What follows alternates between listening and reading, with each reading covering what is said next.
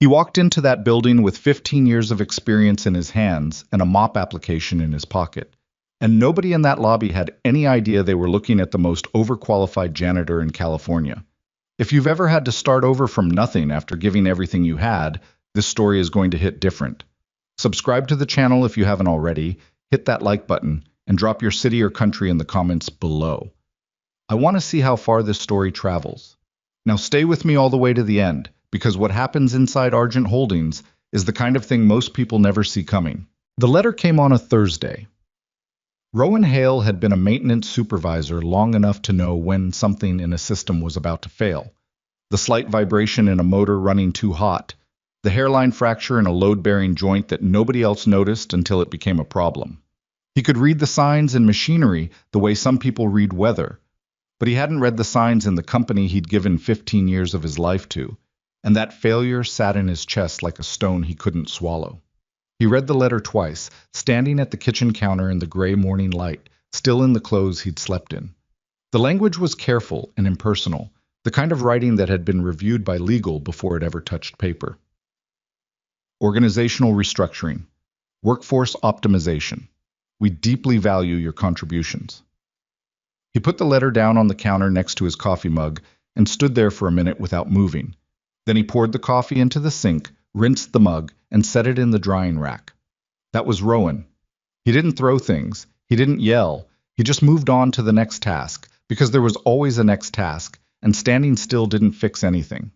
The company was Daltrey Facilities Group, a mid-sized operation out of Sacramento that managed building maintenance contracts for commercial properties across Northern California. Rowan had started there at 31 as a junior technician, back when he still wore his father's old work belt and had to look up half the HVAC codes he needed. He'd learned fast, worked harder than most people thought was reasonable, and built a team of 11 people he was genuinely proud of. He'd turned around 2 underperforming sites in a single quarter. He'd saved the company close to $400,000 over 2 years by catching a systemic issue in their HVAC vendor contracts that nobody had bothered to audit. He'd done all of this without making noise about it, because that was also Rowan. He did the work and expected the work to speak. It didn't speak loud enough, apparently. The downsizing was real. He knew that much. Half the management layer had been cut. Daltrey had lost 3 major contracts in the same fiscal year, and the numbers stopped working. Nobody was lying to him about that. But knowing the reason didn't make the thing less true, and the thing was, at 46 years old, Rowan Hale was starting over. The first few weeks were uncomfortable in a way he didn't have words for. He sent out applications, real ones, careful ones, tailored cover letters, and updated portfolios of projects he'd overseen. He knew his resume was solid. The problem was that the market for senior facilities management positions didn't move fast. Companies with those roles were cautious. They took months to hire. And Rowan had a mortgage, a truck that needed new rear brakes, and a father in a small rental house in Fresno who wasn't getting any younger. He'd been supporting Elias partially for the past 3 years. Nothing dramatic, just helping cover the utilities and a portion of the rent, the kind of quiet arrangement they'd never discussed directly, but both understood. His father had worked manual labor his whole life and had the hands to show for it. The pension was modest. Rowan had never resented any of it, but the math was changing. His savings were enough to cover 4 months comfortably, maybe 5 if he cut things carefully. After that, things got uncertain. He didn't panic. Panicking wasn't in his nature. But he started looking at the numbers the way he looked at aging equipment. Honestly, without the comfort of pretending the problem wasn't there. By the second month, he widened his search. He started applying for positions he was overqualified for. Not because he wanted to, nobody wants to, but because he understood that pride was a luxury and rent was not. He applied for building superintendent positions, facility technician roles, site manager jobs at properties half the scale he'd managed before. He dressed the applications up the best he could without being dishonest, cut back on the parts of his resume that might intimidate hiring managers at smaller operations, and waited. He got a few callbacks. 2 interviews that went nowhere. Both times, he could feel the interviewer's hesitation, that unspoken calculation happening across the table. He's going to leave as soon as something better comes along. They weren't entirely wrong to wonder, but they also didn't give him the chance to say that what he needed right now wasn't prestige. What he needed was work. One afternoon in the third month, sitting at his kitchen table with a second cup of coffee and a list of open positions he'd pulled from 3 different job boards, Rowan came across a listing for a janitorial position at a property called Argent Holdings. The pay was modest. The duties were straightforward: building cleaning, trash removal, minor maintenance coordination. Below his experience by a significant margin. He stared at it for a while. Then he thought about the brakes on his truck. He thought about his father's utilities. He thought about a crack he'd noticed in his bathroom ceiling last week that was going to need attention. He clicked apply. The application was a standard form: contact information, employment history, references. There was a section near the bottom asking for any additional skills or certifications relevant to the position. Rowan sat back for a moment and thought about what to put there. He had HVAC certifications, EPA 608, OCHA 30, electrical maintenance credentials he'd kept current for years, a project management certification he'd gotten on his own time because he believed in knowing the full scope of the work. He had 15 years of documented experience overseeing complex building systems, managing teams, and cutting costs without cutting corners. He listed some of it, not all of it. No point in writing a novel for a custodial application, but he gave honest answers because that was the only kind he knew how to give. He listed his full name, his real work history, his actual certifications. Then he submitted the form and closed the laptop. He didn't think much about it after that. It was one application among 40-something. He figured he probably wouldn't hear back, or if he did, it would be a form letter. He made dinner, called his father to check in, and went to bed early. He didn't know that his name, his full name, Rowan Elias Hale, was going to land on a very specific desk and stop a very specific person cold. Argent Holdings occupied the top 4 floors of a building in downtown San Francisco's financial district, a glass and steel tower that managed commercial real estate assets up and down the California coast. It was a significant operation, several thousand managed properties, a team of nearly 300 employees, and a reputation in the industry for being exceptionally well run. The kind of company that had its processes dialed in, that didn't make frivolous decisions, that moved deliberately and expected results. The person at the top of it was a woman named Maris Eloan. She'd built Argent over 22 years, starting from a 2-person brokerage she'd run out of a rented office in Oakland with second-hand furniture and a fax machine. She was known in the industry as sharp, measured, and hard to impress. She was also known, though fewer people said this part out loud, as someone who paid close attention to things other executives treated as background noise. She read operational reports that most CEOs delegated 3 layers down. She remembered numbers. She kept notes on conversations that happened years ago. Her assistant had once described her, not unkindly, as someone who forgot nothing and forgave carefully. She reviewed hiring paperwork once a week. It was an unusual habit for someone at her level, but she'd started doing it early on when the company was small, and she'd never stopped. It wasn't micromanagement. She wasn't approving every hire. It was more like a pulse check. She liked knowing who was coming into the building. On a Tuesday afternoon, 3 weeks after Rowan submitted his application, Maris was sitting at her desk with a stack of intake forms and a cold cup of tea she'd forgotten about, working through the week's applicants with the focused efficiency she brought to most tasks. She processed them quickly. Maintenance staff, reception positions, 2 analyst candidates, a part-time facilities role. And then she turned a page, and she stopped. His name was printed clearly on the standard form in the applicant's own handwriting, Rowan Elias Hale. Maris set the page down slowly. She looked at it for a moment. Then she picked it up again and read the full application carefully. The employment history, the certifications, the position applied for. She sat back in her chair. Outside her window, San Francisco moved in its usual way, indifferent and constant. The bay was flat and gray in the afternoon light. She looked at it for a moment, not really seeing it. Then she picked up her phone and called her assistant. "Pull the full file on the janitorial applicant," she said. "Rowan Hale, and find me a time to meet with him this week." There was a pause on the other end. The janitorial applicant? Yes. Another pause. Of course. I'll find a time. Rowan got the call on a Wednesday morning while he was in the parking lot of a hardware store, sitting in his truck with a list of things he needed but was calculating whether he could wait another week on. He almost didn't answer. Unfamiliar number, San Francisco area code, and he'd gotten 2 spam calls that week already. But something made him pick up. "Is this Rowan Hale?" A woman's voice. Professional, measured. "It is." "This is Diana Park, executive assistant to Maris Eloin at Argent Holdings. We received your application and Miss Eloin would like to schedule a meeting with you. Would you be available Thursday at 2 o'clock? Rowan looked out through the windshield at nothing in particular.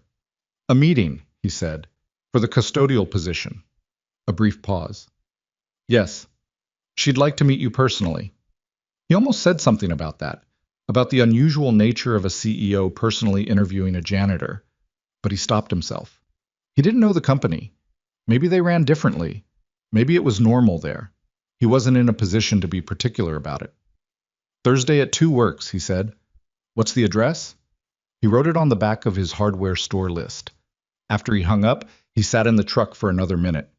Then he started the engine and pulled out of the parking lot. He wasn't sure what to make of it. He didn't try too hard to figure it out either. He'd learned a long time ago that overthinking a situation before you were inside it was mostly a way to make yourself anxious about the wrong things. He went home. He ironed his good shirt. He figured he'd find out Thursday. Well, Thursday came fast. He took the train down to San Francisco rather than drive. Parking was a headache, and he didn't need to show up distracted. He wore the good shirt, dark slacks, the leather dress shoes he kept polished out of old habit, even when he had nowhere to wear them. He looked respectable, not flashy. He'd never been flashy. The Argent Holdings lobby was the kind of space designed to communicate something without saying it directly. High ceilings, clean lines, materials that cost more than they looked like they did. The receptionist was efficient and pleasant and directed him to a waiting area with a clear view of the elevator bank. Rowan sat down, set his folder of documents on his knee, resume, certifications, a reference list he'd updated the night before, and waited. He'd been early. He was always early. At 2 o'clock exactly, Diana Park appeared from the elevator, mid-40s, organized in the way of someone who managed multiple things simultaneously and had made peace with it. She shook his hand and walked him back up to the executive floor, making brief, professional small talk about the commute and the weather, the kind of conversation that wasn't trying to be anything other than what it was.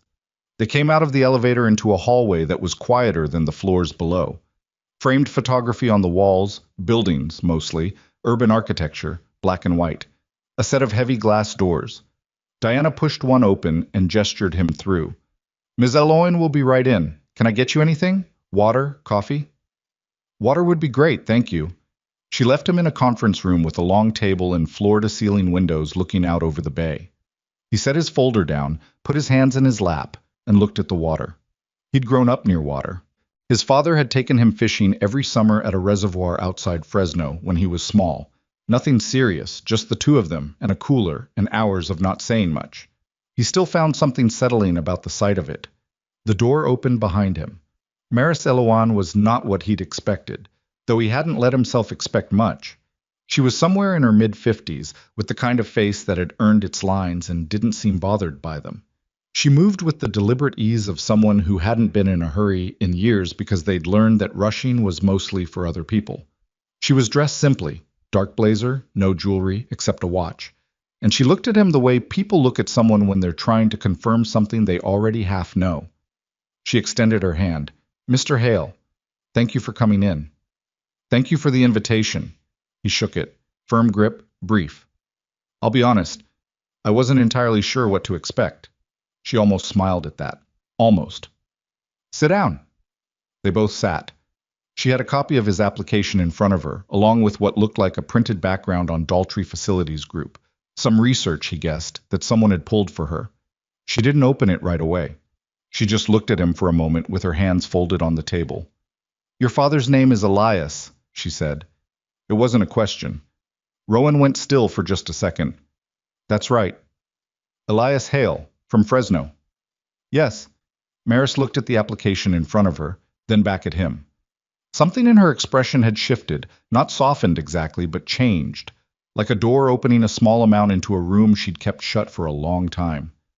"I knew your father," she said. "A long time ago." She paused. "More accurately, he helped me once, in a way I never properly addressed." Rowan didn't say anything. He waited, because his father had raised him to listen before he talked, and because something about the way she said it told him the story wasn't small. Maris set the application down precisely, the way she seemed to do most things. I was 26, she said, driving back from a job interview in a city I didn't know. Car broke down on the side of the road outside Fresno, late afternoon, no cell service to speak of. This was a long time ago. I had no idea what I was doing. I didn't know the first thing about cars. She stopped. Your father pulled over. He was in a work truck. I remember it was muddy, and he had tools in the back. He spent almost 2 hours fixing the problem. Wouldn't take any money. Said, she stopped again briefly, and something crossed her face that wasn't quite emotion but was close to it. He said he'd just want someone to do the same if his kid was ever stuck somewhere. The room was quiet for a moment. Rowan felt something shift in his chest. He knew his father. He knew exactly how that conversation would have gone. The particular matter-of-fact kindness that Elias Hale had operated by his whole life. The way he'd never seen any of it as remarkable. That sounds right, Rowan said. I looked for him afterward, Maris said. I had a first name and a general area and a description of a work truck. It wasn't enough. Life moved fast, and I didn't make it enough of a priority, and then enough time had passed that it felt...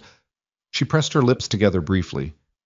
It felt like something I'd missed the window on. She looked at the application again. And then your name came across my desk, she said. And I thought, well, here we are. Rowan nodded slowly. He understood the situation now. He understood it very clearly, and with that understanding came a particular kind of discomfort, the discomfort of being in a room where the power differential was already significant, and now there was something else layered on top of it, a debt, or what felt like one. His father's kindness being called in by someone who had the means to call in nearly anything. He looked at Maris Elowen directly. I appreciate you telling me that, he said, and I appreciate the meeting, but I want to be straight with you about something. She waited. I'm not looking for a favor, he said. I applied for a custodial job because I need work, and that was what was listed. I have no expectation beyond that, and I wouldn't feel right taking something that wasn't offered because of what I can actually do. A silence. Then Maris said, Good, because I'm not in the habit of offering favors. She pulled a legal pad from beneath the folder and uncapped a pen. Tell me about the last major system failure you managed. It took Rowan a half-second to shift gears. Then he straightened slightly and started talking. He told her about the chiller unit failure at a commercial property in Roseville. Midsummer, 96 degrees, 12 tenants in the building, equipment that was 9 years past its intended service life. He told her what he'd found when he opened the system. What the vendor had told him was the problem, versus what he'd determined was actually the problem, and what he'd done about it. He told her how much it had cost, and how much it would have cost if he'd let the vendor handle it their way. Maris wrote on her legal pad. He kept talking. I didn't notice, at first, that her pen had slowed and then stopped, and that she was simply watching him, listening with the particular attention of someone who knows what they're hearing. Outside, the bay stayed flat and gray, and the city moved around them like it always did, indifferent and constant. Rowan Hale talked about the work he knew, in the plain and detailed way of a man who had spent 15 years learning it, and somewhere in that conference room, with its long table and its expensive windows, something quietly shifted. Maris had a habit she'd never told anyone about. Every evening before she left the office, she spent 10 minutes doing nothing. Not reviewing emails, not taking calls, not preparing for the next morning. Just sitting at her desk with the city visible through the glass behind her and her hands folded in her lap. Her assistant thought she was meditating. Her CFO, who'd once caught her doing it, had assumed she was waiting for a call. Neither of them had asked, and she hadn't explained. The truth was simpler and harder to articulate. She'd learned, somewhere around her early 40s, that if she didn't build silence into her day deliberately, she would run straight through it at full speed and arrive at the end of the week feeling like she'd been efficient without being present. The 10 minutes were a seam in the fabric of things, a way to make sure she was still in there somewhere, beneath the decisions and the numbers and the forward motion. That Thursday evening, after Rowan Hale left the conference room, she sat for longer than 10 minutes. She hadn't expected the conversation to go the way it did. That wasn't entirely accurate. She'd expected to be confirmed in whatever impression she'd already formed, to find him decent enough, maybe a little rough around the edges from a hard few months, grateful for the attention. What she hadn't expected was to spend 45 minutes being genuinely absorbed. He talked about the work the way her best people talked about their work, not to impress, but because the details mattered to him and he assumed they should matter to the person he was talking to. He'd described failure without embarrassment and success without inflation. When she'd pushed back on a few of his conclusions about vendor management, he hadn't gotten defensive. He'd thought about it for a second and then either pushed back with reasons or acknowledged the point and adjusted. That last part was rarer than people thought. Most men his age in his field had calcified around their own expertise. They'd built walls around what they knew. Rowan Hale had apparently spent 15 years building something else, a version of competence that was still curious. And then he'd walked into her building to apply for a position that paid $19 an hour. She looked at his application on the desk in front of her. The handwriting was clean and even. The certifications he'd listed were current, which meant he'd kept paying for them even after the job ended, an expense that wasn't trivial and that nobody required of him. She thought about that. She thought about his father, too, more than she expected to. The memory of that afternoon outside Fresno had dimmed over the years the way most memories do. Not gone, just lower resolution. The hot concrete of the shoulder, the smell of dry grass and exhaust, a truck pulling over that she'd half assumed would keep going, and then a man getting out, unhurried and unassuming, in a work shirt with the sleeves rolled up. He'd asked her what happened, and when she'd said she didn't know, he'd just nodded and gone around to the front of the car and looked. He hadn't talked much.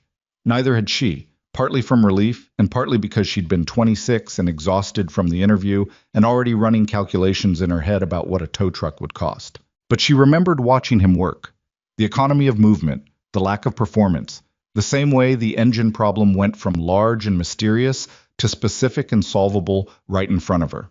He'd found the issue, fixed what could be fixed, told her clearly what still needed attention and where she should go to get it done.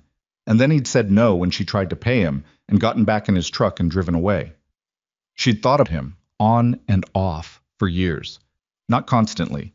Just sometimes when she was in a moment of difficulty and she thought about the particular texture of unexpected help, genuine, unburdened, with no receipt attached. She'd never found him. The first name and a muddy truck and her own memory of the county road weren't much to work with. And she told herself it was the practical limits of searching, but the real truth, which she didn't examine too often, was that she'd let herself be busy. She'd always let herself be busy. It was easier than sitting in the discomfort of a debt you couldn't repay to someone you couldn't locate. Now his son had applied to mop her floors. She uncapped her pen, pulled a fresh sheet from the legal pad, and started writing. The weekend passed the way weekends did when Rowan didn't have a job, slowly, with a specific kind of restlessness that he'd learned to work against by staying physical. He fixed the crack in his bathroom ceiling on Saturday morning, mixed the compound himself, feathered the edges properly, let it dry before sanding, applied primer. He did it the right way because there was no other way he knew how to do things. He replaced the rear brake pads on the truck. He called his father Sunday afternoon and talked for half an hour about nothing much.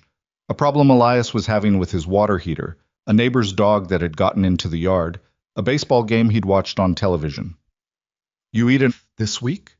Elias said at some point. "I'm fine, Dad." "That's not what I asked." "Yes, I ate enough." A pause on Elias's end. Rowan could picture him perfectly, sitting in the kitchen of the small house in Fresno with the old phone cord twisted around his hand, even though he'd had a cordless for years, because some habits outlasted their reasons. "You hear anything back from that company? The big one in San Francisco?" Rowan had mentioned the Argent Holdings interview briefly, without many details. He hadn't wanted his father to make something of it before there was anything to make. "I had a meeting with them Thursday. Don't know what comes of it." "A meeting for a cleaning job?" "They run things differently, apparently." Another pause. His father had a particular silence for when he thought something didn't add up, but wasn't going to push on it. Rowan recognized this silence. "Well," Elias said, "keep me posted." "I will." "And eat." "Goodbye, Dad." He put the phone down and stood at the kitchen window looking out at the dry scrub of his small backyard. He'd bought this house 7 years ago, a modest 2-bedroom in Elk Grove, nothing impressive, which was fine, because he hadn't been looking for impressive. He'd been looking for a place to keep his tools and sleep without someone else's noise through the walls. He still liked it. He was going to keep liking it if he could afford to. He went back to the brake job. Well, the call came Monday mid-morning when he was at the kitchen table with his laptop, working through another round of applications and trying not to calculate for the fourth time how long his savings would last. Diana Park again. The same measured professionalism in her voice. Ms. Elowen would like to invite you back for a second conversation this week, if you're available. Wednesday afternoon, around 3. She'd also like to include 2 other members of the leadership team. Rowan set his coffee down slowly. Other members. Our head of operations and our senior director of property services. He was quiet for a moment. None of that matched a custodial hire. None of that even came close. Ms. Park, he said carefully, can you tell me what position we're discussing? A brief pause. Ms. Elowen prefers to explain that herself, but I can tell you that it's not the janitorial role. He didn't say anything right away. He looked at the list of applications on his screen, the column of company names and positions and dates, the careful tracking of an effort he'd been making for 3 months. Okay, he said, Wednesday at 3. He closed the laptop. He didn't know how to feel about this exactly, and he didn't try to force himself to feel any particular way. He'd spent the first conversation being careful about the dynamic, the debt his father didn't know existed, the CEO who had the ability to drop something into his life out of obligation and call it an opportunity. He'd been direct about that. She hadn't flinched at it. The fact that she was bringing in other people mattered. That changed the shape of things. That meant whatever was being discussed, she wasn't trying to handle it quietly, bilaterally, as a favor. You didn't invite your head of operations and your senior director of property services to a courtesy hire. He ironed the shirt again. He polished the shoes again. Wednesday took a long time to arrive. The conference room was different this time, smaller, more working space than presentation space. A round table with 4 chairs, water glasses already filled. No view of the bay. This window faced inland, toward the city's denser blocks of commercial real estate and the midday traffic crawling through the financial district. Maris was already in the room when Diana brought him in. So were 2 other people. A man in his late 40s named Curtis Bream, introduced as head of operations, broad-shouldered with the kind of watchful steadiness of someone who'd spent years managing people who were harder to manage than they looked, and a woman named Petra Voss, senior director of property services, sharp-featured and precise, with a portfolio binder already open in front of her and a pen in her hand. Rowan shook hands with both of them and sat down. Nobody wasted time on small talk. That was something he appreciated about the room immediately. These were people who considered time carefully. Maris spoke first. I want to be clear about what this conversation is, she said. We have a position that's been open for 6 weeks. Assistant Regional Maintenance Supervisor, covering our Northern California properties. 23 buildings, a team of 14, mixed-use commercial, a couple of residential commercial blends. It's a working position. You'd be in the field regularly, not just managing from a desk. She looked at him steadily. We haven't filled it because we haven't found someone we thought could actually do it. Rowan kept his face neutral. What's the reason the previous person left? A very slight pause. Curtis and Petra exchanged a look, brief, controlled, but Rowan caught it. He was promoted, Maris said, and the position has been open 6 weeks because the pool of applicants who can handle the scope has been thin, Curtis said. His voice was direct, slightly clipped, the voice of someone who didn't soften things as a habit. We've interviewed 4 people. 2 had the technical background and couldn't manage people. 1 had strong management skills and didn't know a chiller from a cooling tower. 1 looked good on paper and fell apart in the room. Fell apart how? Rowan asked. Curtis looked at him with what might have been a slight reevaluation. Couldn't answer specific questions. Kept giving general answers about leadership philosophy when we wanted to know how he'd handled actual problems. Rowan nodded. He'd sat across from the reverse of that kind of interview himself. What are the actual problems you need this person to handle? That seemed to be the right question. Curtis leaned forward slightly. Petra's pen stopped moving. They talked for 20 minutes straight about the Northern California portfolio before anyone mentioned the role again. The Folsom Distribution Center that had been flagged twice in the past year for HVAC compliance issues. The aging electrical panel situation in 3 of their older Oakland properties. The vendor relationship with a mechanical services company that had recently started missing service windows and overbilling on labor hours. Real problems with dimensions and histories and consequences. Rowan asked questions and answered them in roughly equal measure. He didn't reach for impressive language. He talked about how he'd triaged competing priorities in a previous portfolio. Which problems you tackle immediately, regardless of cost, because the risk of inaction is higher, and which ones you schedule and document carefully so you're not making expensive decisions under pressure. He talked about the vendor overbilling issue with some specificity, because he dealt with a version of it at Daltrey, the pattern it followed, what the documentation needed to look like, where you applied pressure and where you didn't. At some point he realized that Petra had stopped taking notes and was just watching him. "Can I ask you something?" she said. "Sure." "You were a senior supervisor at Daltrey for how long?" 8 years as supervisor, 7 before that as a technician and junior tech. "And you applied for a janitorial position here?" He looked at her directly. "I applied for what was listed. I needed work." She held his gaze for a moment. "That's either a very honest answer or a very disciplined one." "Probably both," he said. She wrote something down. Maris had been mostly quiet through the operational discussion, which Rowan was starting to understand was how she operated in rooms like this. She set things in motion and then watched, which was its own kind of intelligence. She spoke again now. "I want to address something directly," she said. "You made a point in our first meeting about not wanting something offered as a favor. I want you to know that's not what this is. This position was open before your application landed here. Curtis and Petra are in this room because they need to fill it and they haven't been able to, not because I brought them in for a formality." She looked at him with the same level steadiness she'd had from the first meeting. "What I did was read your application more carefully than I might have otherwise because of your name. That's the extent of the favoritism." Rowan sat with that for a moment. It was a fine line, and he wasn't sure he fully accepted it. The fact that your application gets read carefully at all is not nothing. But he also understood what she was telling him. The door was open, but he still had to walk through it under his own power, and the 2 people across the table from him hadn't been softened up on his behalf. Curtis, in fact, didn't look softened up at all. He looked like a man who was still making up his mind. "The Oakland electrical situation," Curtis said. "Walk me through how you'd approach the first 90 days. Rowan talked for 12 minutes without being interrupted. When he finished, Curtis sat back in his chair and looked at Maris. Something passed between them. Not words, not even an obvious look. More like a shared shift in posture. Petra closed her portfolio binder. "We have one more candidate we're scheduled to interview Friday," Maris said. "We'll be in touch early next week." Rowan nodded. "I understand." He meant it. He didn't want the position handed to him any more than he'd wanted the janitorial job handed to him. If they had a stronger candidate, they should hire that person. He stood up and shook hands with all 3 of them. When he shook Curtis's hand, the man held it for a second longer than necessary and looked at him with an expression that was still working something out. "One more thing," Curtis said. "That chiller situation you described in Roseville, you said you identified the actual failure point before the vendor even ran diagnostics." "That's right."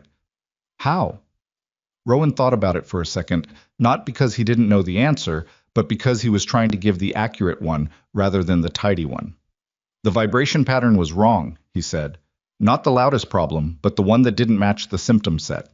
Most people troubleshoot what's presenting. I usually start with what shouldn't be there at all." Curtis held eye contact for another moment. Then he nodded once, the kind of nod that isn't agreement exactly, but is a form of acknowledgement. Rowan picked up his folder, said thank you, and let Diana walk him back to the elevator. In the elevator going down, he looked at the floor numbers changing and kept his face still. He didn't want this. That was the honest version of it. Not that he didn't care, but that wanting it too much before it was his would only make the next few days harder to get through. He'd learned that lesson early, working for a man who'd talked about promotions long before they materialized, and the lesson had cost him something the first time. He stepped out into the lobby and walked through the glass doors onto the street.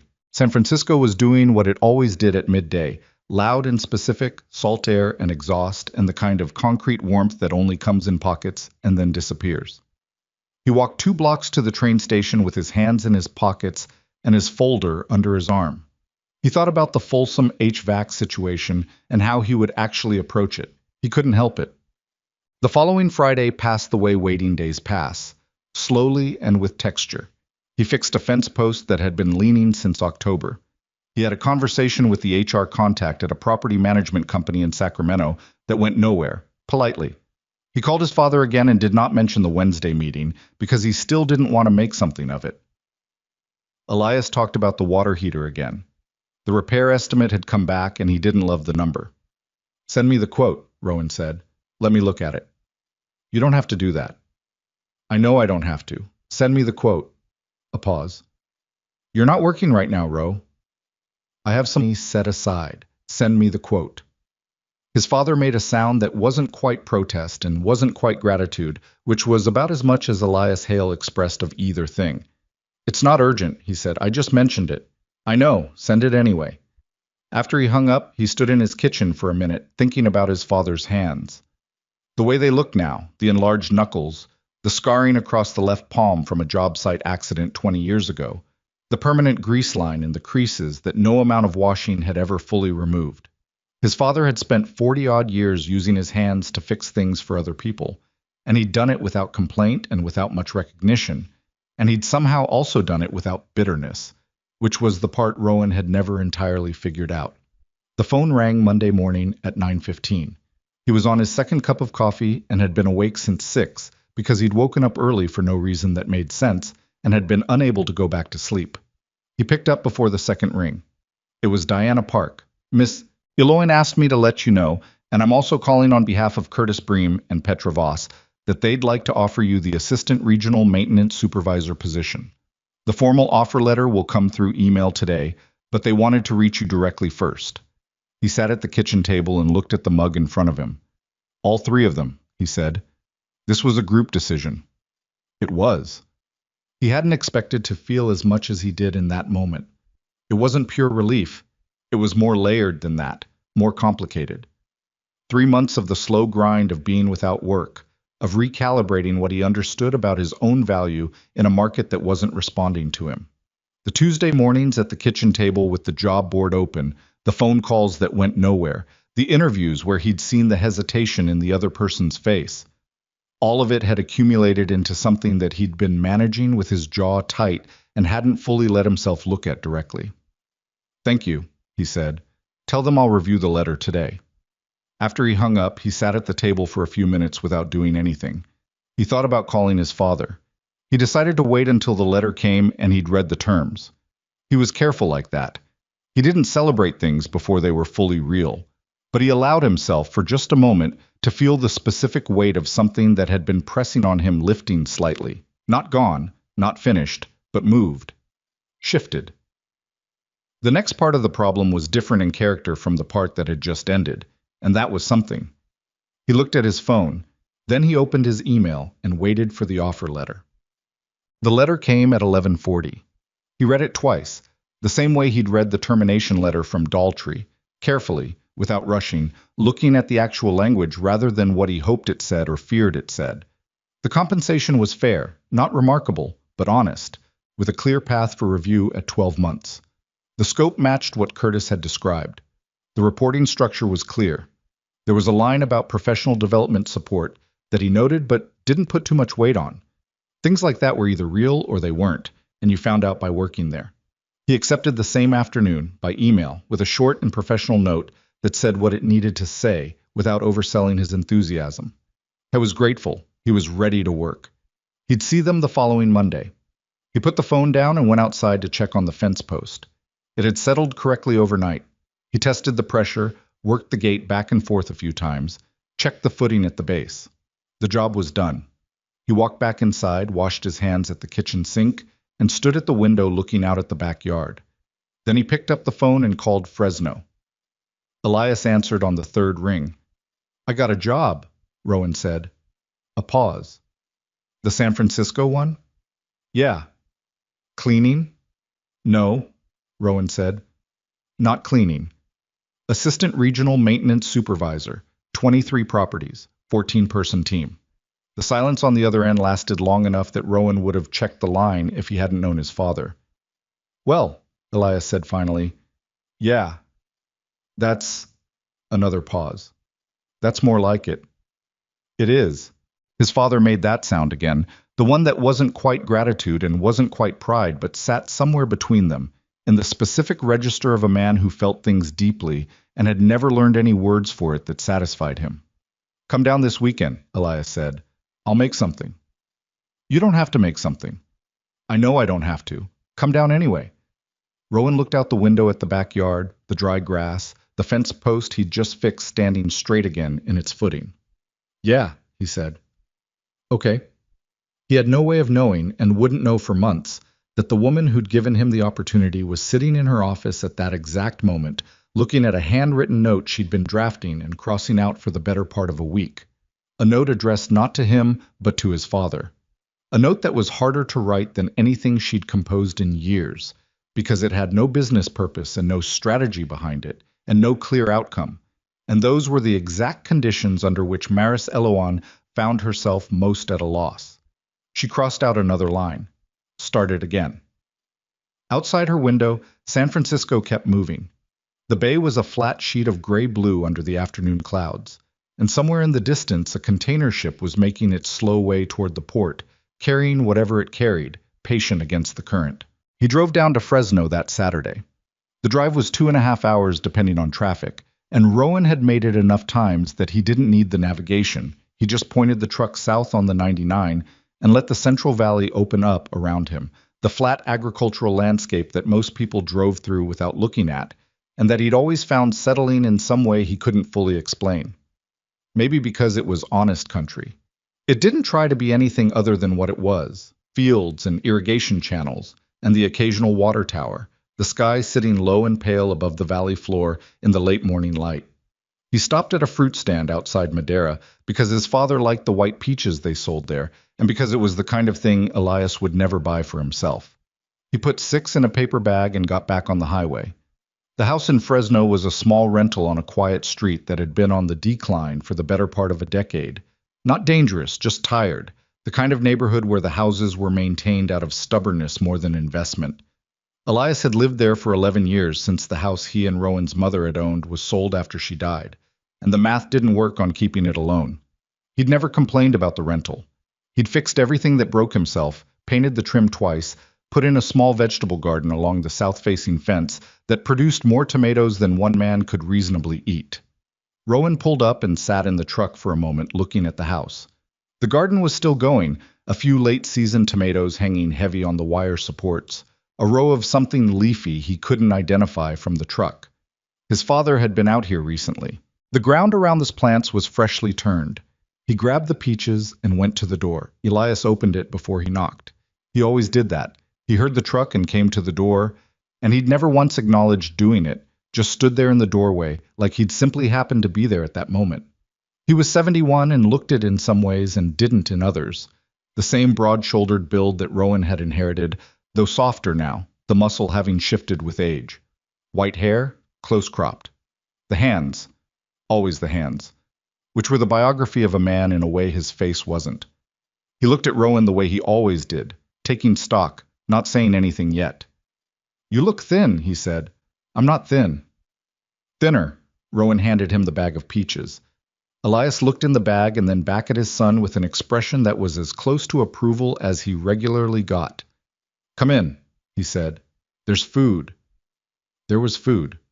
There was always food when Rowan came. His father cooked the way he did everything else, practically and without a lot of ceremony. And the kitchen smelled like something braised and the particular warmth of a house where someone had been home all morning.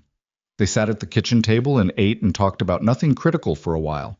The garden, the neighbors' ongoing war with squirrels, a documentary Elias had watched about the construction of the Golden Gate Bridge that he'd found interesting despite himself.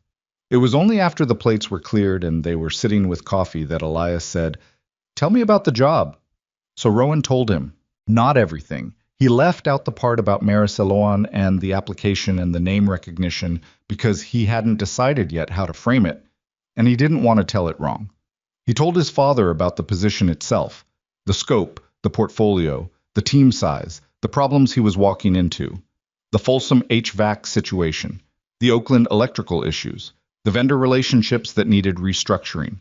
His father listened the way he always listened, without interrupting, without performing interest, just actually paying attention in that quiet, total way that Rowan had tried to learn from his whole life and had only partially succeeded at.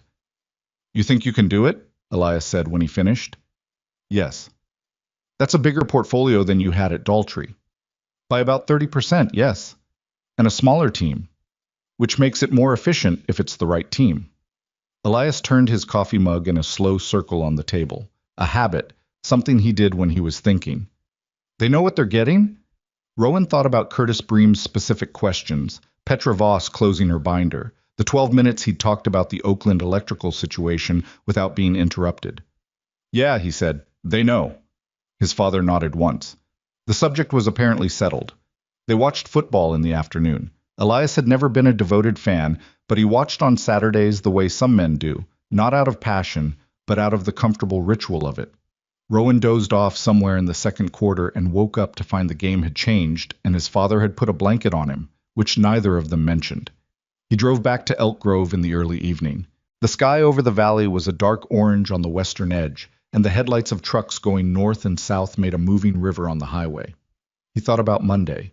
He thought about what his father had asked. They know what they're getting? He hoped so. He was about to find out. The first week at Argent Holdings had the specific texture of all first weeks, the simultaneous experience of absorbing too much information and not yet having the standing to act on any of it. Rowan had been through enough starts to know that the instinct to demonstrate competence immediately was the wrong one. You watched first. You asked questions that were genuinely questions, not assertions dressed up with a rising inflection. His direct supervisor was a woman named Georgette Tam, Regional Maintenance Director for the Northern California portfolio, mid-50s, efficient in the particular way of someone who'd been doing a complex job long enough that it looked easier from the outside than it was. She had a schedule that ran 15 minutes ahead of itself and a habit of talking quickly. When she was covering ground, she found obvious and slowing down only when something was actually complicated. Rowan liked her immediately, with the specific kind of liking that is about professional respect rather than personal warmth. She walked him through the portfolio on his first day. Not a presentation, just a walkthrough of the master property list, while they sat at a work table in the operations center on the third floor of the Argent building. Spreadsheets, maintenance logs, open work orders, vendor contact lists. She gave him a tablet loaded with the property management system and showed him the reporting structure. You'll do your own site visits in weeks 1 through 3, she said. Don't try to fix anything yet, just look. The team has been operating without a supervisor for 6 weeks, and they've done fine, which means they've developed workarounds that work for them that may or may not be the best approach. You need to know what those are before you start adjusting things. Agreed, Rowan said. She looked at him sideways. Most people in this position argue with me about that. Then most people in this position take longer to become effective. She almost smiled. The Folsom site first. That's the most active issue right now. The HVAC compliance flag is 60 days from becoming a regulatory problem, and the previous report from the vendor we have on contract is, she paused, choosing her word carefully, optimistic. Optimistic how? It concludes that the system is within tolerance when I'm not sure that's accurate. Either they ran inadequate diagnostics or they're telling us what keeps the contract renewal easy. Rowan made a note. Who wrote the report? Cascade Mechanical. They've had the Northern California HVAC contract for 4 years. He wrote that down too. I'd like a copy of the original service records going back to the last major intervention, not just the most recent report. Georgette gave him another sideways look. This one's slightly different. I'll have Diana pull them. He started site visits Wednesday. He drove himself. He didn't need someone to navigate for him, and he found that driving solo gave him time to think before he arrived anywhere. The Folsom Distribution Center was a large commercial property anchored by 2 primary tenants, a regional logistics company and a light manufacturing operation, with a third smaller tenant in the eastern wing that had been there for less than a year. The building was 15 years old. The HVAC infrastructure was original to the construction, which meant it was 15 years old and had received incremental maintenance but no comprehensive overhaul. He spent 4 hours on the Folsom site. He talked to the on-site maintenance tech, a compact, experienced man named Danny Reyes, who'd been at the property for 3 years and knew every quirk of the system the way longtime techs always do.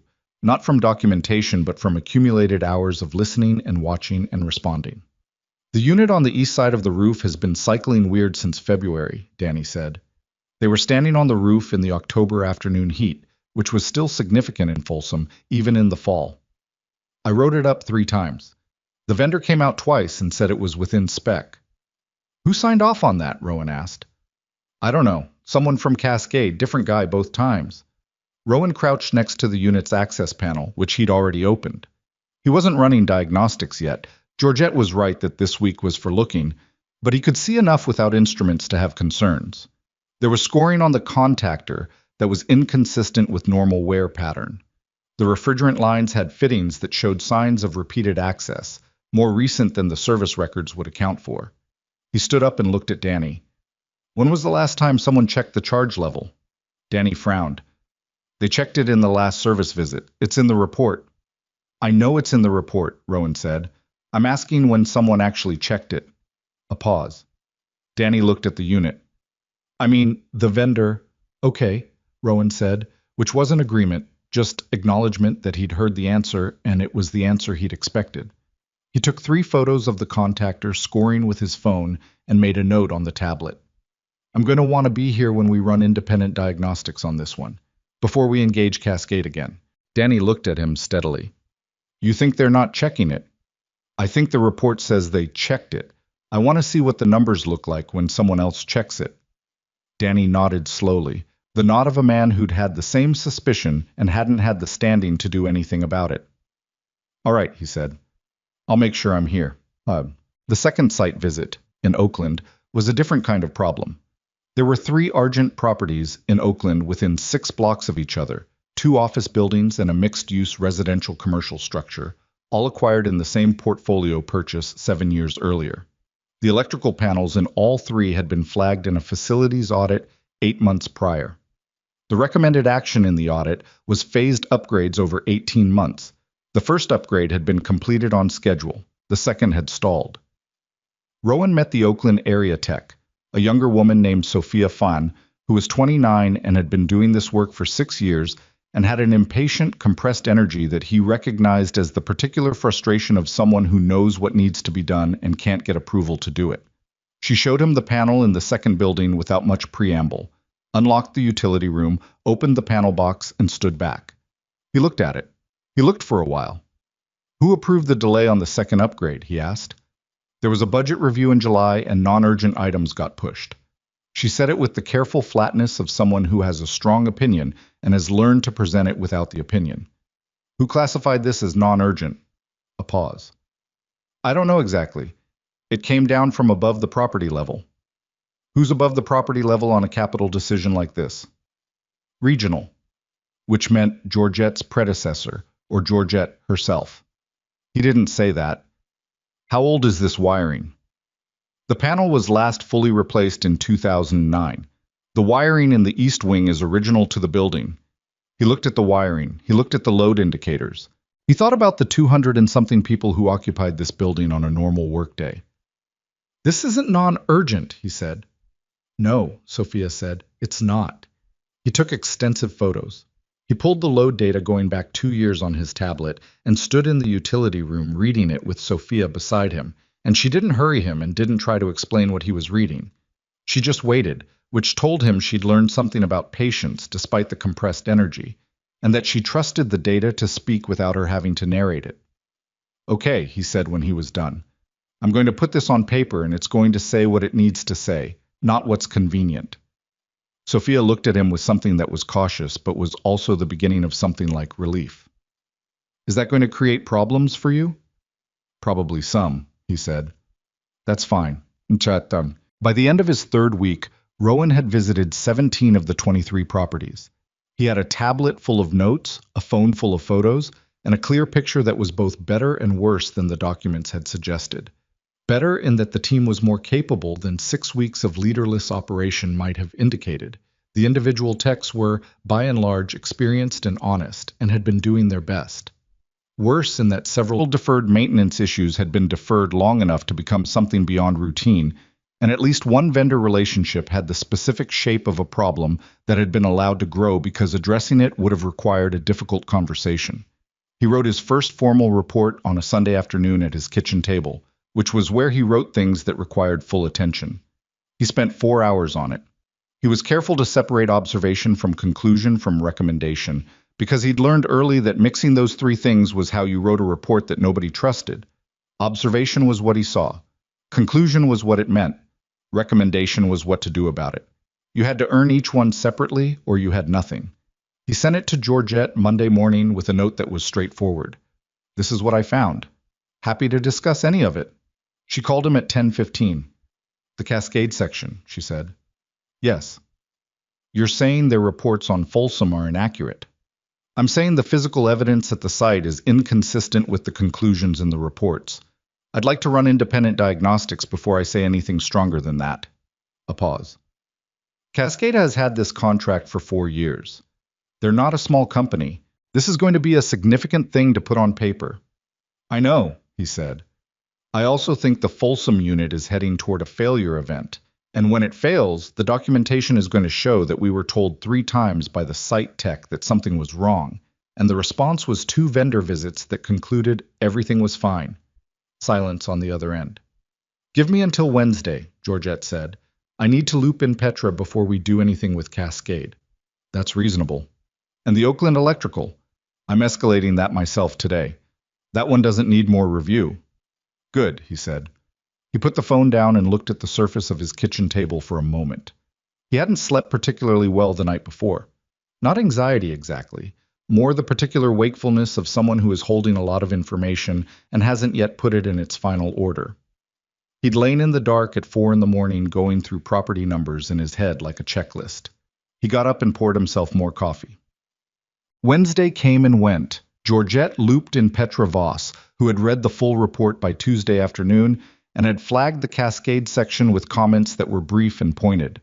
By Thursday afternoon, Rowan was sitting in a conference room with Georgette and Petra and Curtis Bream, who had apparently requested to be included once Petra briefed him. It was a tighter meeting than the interview had been. The operational stakes were real and present in the room.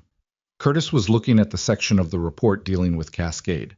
He read with the focused intensity of someone for whom documents are tools, not theater. You're recommending an independent assessment before the contract renewal discussion, he said, without looking up. Yes, Rowan said. I want to know what the unit in Folsom actually shows when someone who doesn't have a financial interest in the answer runs the diagnostics. If the numbers match what Cascade reported, I'll say so. And if they don't, then we have a different conversation with Cascade. Curtis set the report down and looked at him. This is going to be uncomfortable. They've been a vendor partner for 4 years. There are people in this building who have working relationships with their account team. I understand that, Rowan said, but if the unit fails in January during peak load and we trace it back to a series of inaccurate service reports, that's more uncomfortable. Curtis looked at Petra. Petra said, He's right. Curtis looked back at Rowan with the expression he seemed to keep in a separate drawer from his other expressions, calibrated, considering, the look of a man deciding something by looking at another man rather than at a document. Okay, Curtis said, do the independent assessment, document everything. I want the full paper trail. Already building it, Rowan said. He left that meeting with something he didn't try to name but was aware of, a sense of being in the right place doing the right kind of work, which is not the same as things going well, but is its own form of traction. He wasn't naive enough to think the Cascade situation would resolve cleanly. These things rarely did. There would be pushback. There would be conversations he didn't look forward to. There would probably be a moment where someone in a financial relationship with Cascade said something to Georgette or Curtis about the new supervisor who'd been there 3 weeks and was already turning over rocks. He was okay with that. He turned over the rocks because the rocks needed turning. That was the job. The independent assessment of the Folsom HVAC unit happened the following Monday. Rowan hired a firm called Pacific Technical Services that he'd worked with once before at Daltrey, a small outfit, independent, no overlapping contracts with Argent's current vendor pool, which was a condition he'd specified. The technician they sent was a taciturn man named Marcus, who had the methodical precision of someone who had stopped being impressed by anything about 15 years ago and had arrived at a kind of pure professionalism on the other side. Danny Reyes was there, as promised. He watched Marcus run the diagnostics with the focused attention of a man watching his own suspicions get measured. The refrigerant charge was off. Not catastrophically, not yet, but measurably, significantly, in a way that should have shown up in the last two service reports and didn't. The contactor scoring that Rowan had noticed on his first visit was, in Marcus's measured professional opinion, indicative of ongoing elevated cycling stress consistent with a low-charge condition over several months. Someone checked this and said it was fine, Marcus said, not accusatorially, but in the tone of a man stating a fact that he found straightforwardly confusing. That's what the report says, Rowan said. Marcus made a sound that was not quite a word and documented his findings on his own tablet in a way that was thorough and specific and would hold up to any review. He handed Rowan a preliminary summary before he left the site. Danny waited until Marcus's truck pulled out of the parking lot and then looked at Rowan. Now what? He said. Now I write it up, Rowan said, and we get the unit serviced correctly before the temperature drops, and everyone in that logistics warehouse discovers it the hard way.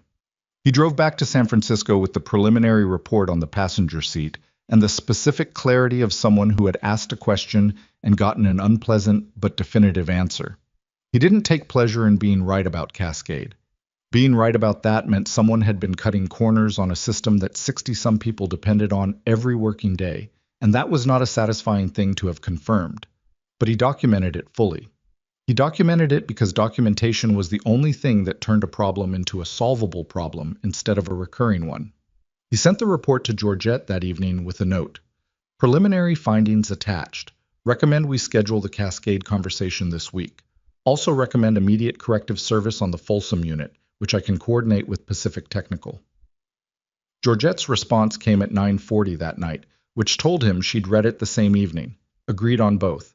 I'll set up the Cascade meeting. You're not in that one. I'll handle it with Petra. Focus on getting Folsom serviced. He appreciated the clarity of that. Georgette was drawing a clear line between his lane and hers, which was appropriate. The vendor relationship was above his pay grade, as it should be. His job was the technical documentation. Hers was the business consequence. He set up the corrective service for Thursday.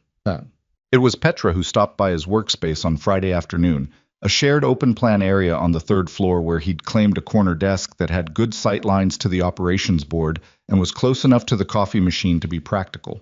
She sat down in the chair across from his desk without asking, which he'd already learned was how she operated. She treated spaces as functional rather than territorial. Cascade, she said. How'd it go?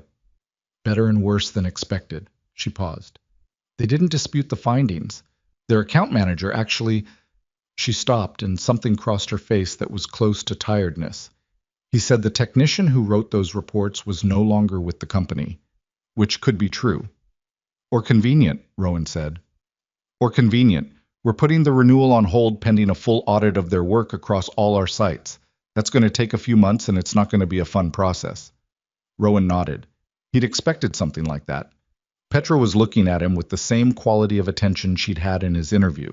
Assessing, but not unfriendly. Curtis wants to know how the rest of the portfolio looks, she said. Not formally. He just asked me to mention it. Tell him I'll have a comprehensive picture by end of month. There are some other things that need attention, but nothing that rises to the Folsom level. That's what you found in 3 weeks. I had good site techs. They knew where the problems were. They just needed someone to write it up. Petra was quiet for a moment. Danny Reyes at Folsom, she said. He wrote up the cycling issue 3 times. I know. He's been at that site for 3 years and never had much traction getting things addressed. Rowan looked at her. I'm aware. I talked to him about it. What'd you tell him? That if he writes it up, I read it, and if I read it and it holds up, I escalate it. He paused. That's the job. Petra held his gaze for a second. Yes, she said. That's the job. She stood up with the same efficiency she'd sat down with, picked up the folder she'd brought, and walked back toward the elevator. Rowan turned back to his screen. The Folsom unit had been serviced Thursday and was running correctly. The Oakland electrical upgrade had been formally reprioritized, and a contractor was scheduled for the following month. His report on the broader portfolio was about 70% drafted. His team of 14, distributed across the Northern California sites, had begun to understand, in the particular way that teams pick up on things without being explicitly told, that their new supervisor read what they wrote and showed up when he said he'd show up. It wasn't dramatic. It wasn't the kind of progress that had any one moment you could point to. It was just the slow accumulation of showing up and doing the work correctly, which was the only kind of progress Rowan had ever fully trusted. He worked until 6:30, which was later than he'd intended, but earlier than he'd expected. He shut down the tablet, put on his jacket, and took the elevator down to the lobby. Outside, the financial district was doing the end of Friday thing, people moving faster, lighter, the particular current of a city releasing the weak. He walked to the train station with his hands in his pockets. He was tired in the productive way, not the defeated way, and there was a version of the difference between those two things that he thought he might never stop being grateful for. His phone buzzed on the walk. A text from his father. "How's the week?" Not a question. Elias never punctuated texts as questions, just as statements with the expectation that you'd understand them. Rowan typed back while he walked. Good. Long. Getting somewhere. 3 dots appeared. Then, good. Then, after a pause, peaches were good. Rowan smiled at his phone. Not a big smile, just the particular kind you get from something small that is also exactly right, and put it in his pocket and kept walking. The Cascade audit took 11 weeks. Rowan wasn't directly involved in most of it. That was Petra's operation, run with the methodical thoroughness she brought to everything, but he felt it in the background of his days the way you feel a slow-moving weather system. Vendor relationships at the property level were tense in a specific way that experienced techs recognized immediately. When a major contract was under review, the on-site service visits got more careful, the response times improved, and the technicians who showed up started leaving more complete paperwork. It was the behavior of a company that had been told someone was paying attention. Rowan paid attention regardless, which was the point. By November, he had completed his assessment of all 23 properties and delivered a comprehensive report to Georgette that ran to 41 pages, not counting appendices. He'd written it the same way he wrote everything, organized by urgency, clear about what was observation and what was conclusion, specific about costs and timelines. He'd been at Argent Holdings for 7 weeks. Georgette read the full report over a weekend and came in Monday morning with 2 pages of handwritten notes and a look on her face that was hard to read until she sat down across from him and said, "This is the most thorough first quarter assessment I've received from anyone in this position." "Thank you," he said. "That's not entirely a compliment. The previous 2 supervisors produced reports that were correct in what they said and incomplete in what they didn't say. This one says things." "Is that a problem?" She thought about it with the brevity of someone who's already thought about it. "No, it means more work in the short term. It also means we're not going to be surprised by anything in this portfolio for the next 2 years, which is worth more than the work." She tapped the pages. "The Sacramento cluster. I want to talk through your recommendation on the roof membrane situation." They talked for an hour and a half. It was a working conversation, not a performance of one, and by the end of it, Rowan had a clearer sense of how Georgette's mind operated under pressure. She was conservative with capital decisions and aggressive with anything that touched compliance or liability. That was a consistent internal logic, and consistent internal logic in a supervisor made Rowan's job easier because he knew what standard he was writing toward. He went back to his desk with 3 action items and the quiet satisfaction of a meeting that had accomplished what it was supposed to. What he didn't know, couldn't have known, was that Georgette had forwarded a copy of his report to Curtis Bream the same morning she received it, with a single line above the attachment. "Read the Folsom section and the Oakland addendum." Curtis had read both sections that afternoon. He'd printed the Oakland addendum and made his own handwritten notes in the margins, and then put it in a folder in his desk drawer, which was where he kept things he was still thinking about. December arrived in the way it always did in San Francisco. Not with cold exactly, more with a quality of damp and gray that settled into everything and made the mornings slower. Rowan had developed a routine by then, which helped. He was up at 5:45 at his desk by 7:15, in the field at least 2 days a week. He'd learned which tenants at which properties were the kind to call for small things, and which ones went quiet until something was genuinely wrong. The second type always concerned him more. He'd instituted a simple change in the site tech reporting process. 1-paragraph written update every Friday from each site, sent directly to him. No template, just what happened that week and what they were watching. It took each tech maybe 15 minutes, and it had already caught two developing issues that would have grown into larger ones if they'd waited for the quarterly review cycle to surface them. Danny Reyes had sent his first Friday update with a note at the bottom. I've been here 3 years, and this is the first time anyone's asked me to write these. Thank you. Rowan had read it, noted the two things Danny was watching, and responded with a question about one of them that required a specific answer. He hadn't responded to the thank you part, because what was there to say? You're welcome for asking you to do your job? The structure should have existed before he got there. He wasn't proud of establishing something that was basic. He was just doing it. But he thought about Danny's note sometimes, about the 3 years of writing up problems and not getting much traction, about the particular experience of doing your job correctly and having it disappear into a system that wasn't paying attention. He understood it more than he'd have liked to. The situation with Marcus Teal came up in the second week of December, and it was the first genuinely difficult personnel situation Rowan had faced at Argent. Marcus Teal, not the same Marcus as Pacific Technical, a coincidence that had confused Rowan briefly in the early weeks. 14 techs on his team, based at 2 adjacent commercial properties in Walnut Creek. He was 44, had been with Argent for 6 years, and had a skill set that the records described as solid, and that the other techs, when it came up obliquely in conversation, described with a particular kind of careful neutrality that told Rowan more than enthusiasm would have. The problem revealed itself in stages. First, it was a missed service window, a routine HVAC filter change that Teal had logged as completed on a Thursday when the property manager at Walnut Creek reported the filters hadn't been touched. Rowan had caught it in the weekly update discrepancy and addressed it directly. He'd called Teal, described the discrepancy, and asked for an explanation. Teal had said the property manager was wrong, that he'd done the work. Rowan had gone to the site himself the following Tuesday, not to catch anyone, just to look. The filters were overdue. The dust accumulation pattern didn't match a recent change. He'd documented it and scheduled a formal check-in with Teal for the following week. Not a disciplinary meeting, a conversation, because one discrepancy didn't make a pattern, and Rowan wasn't in the business of treating people as problems until they demonstrated that's what they were. He'd given Teal the chance to explain, and the explanation hadn't held up to the physical evidence, and now they needed to talk about that. Teal came into the meeting defensive, in the particular way of someone who already knows they're caught, but hasn't decided how to handle it. I want to talk about Walnut Creek, Rowan said. He kept his voice level and didn't perform anything. No disappointment, no pressure, just the subject on the table.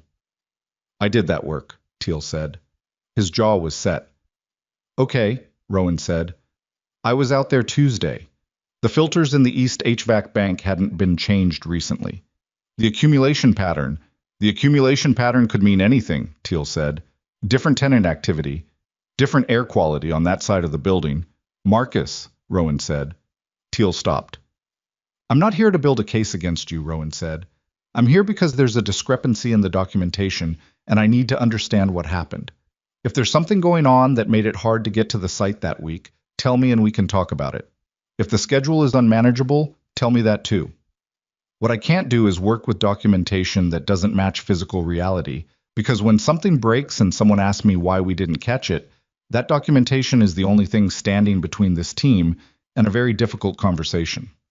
The silence that followed was the kind that has weight in it. Teal looked at the table. He was a man who'd been doing this work for a long time and had developed somewhere along the way the habit of cutting corners in ways that were small enough to mostly go unnoticed, and that had therefore continued. It wasn't malice. It was the slow erosion of someone who'd stopped being held to a consistent standard and had adjusted accordingly. Rowan had seen it before. He didn't find it simple to deal with, and he didn't pretend to. The schedule is tight, Teal said finally. His voice had dropped. Tell me specifically. Teal talked for 10 minutes about the 2 Walnut Creek properties. The call volume from one tenant in particular, the response time expectations that didn't leave room for preventive maintenance without running over into logged hours that he'd been told to keep in range. It was a real problem inside a larger problem, and Rowan listened to all of it without interrupting. Okay, Rowan said when he finished. I believe the schedule is tight. I'm going to look at the workload allocation for those 2 sites and see if it's reasonable. If it's not, I'll adjust it. He paused. But the documentation has to be accurate. Whatever the actual constraint is, the log has to reflect what actually happened, not what was supposed to happen. Do you understand why? Teal looked up. Yeah, he said. I understand. If the log says work was done and it wasn't, and then something fails that the maintenance was supposed to prevent, that's not just a paperwork issue, that's a liability issue. It follows you and it follows this team. A pause. I know. I'm going to do a follow-up site visit at Walnut Creek in 2 weeks, Rowan said, and I'm going to audit the service logs going back 90 days. I'm not doing it to punish you. I'm doing it because I need an accurate baseline, and I don't have one yet. He looked at Teal directly. I'd like to still have you on this team in January. I think you're capable of doing this work correctly when the conditions support it. I'm going to try to fix some of the conditions. You need to fix the documentation. Teal was quiet for a moment. And if the audit finds other discrepancies? Rowan didn't look away. Then we deal with those too, one at a time.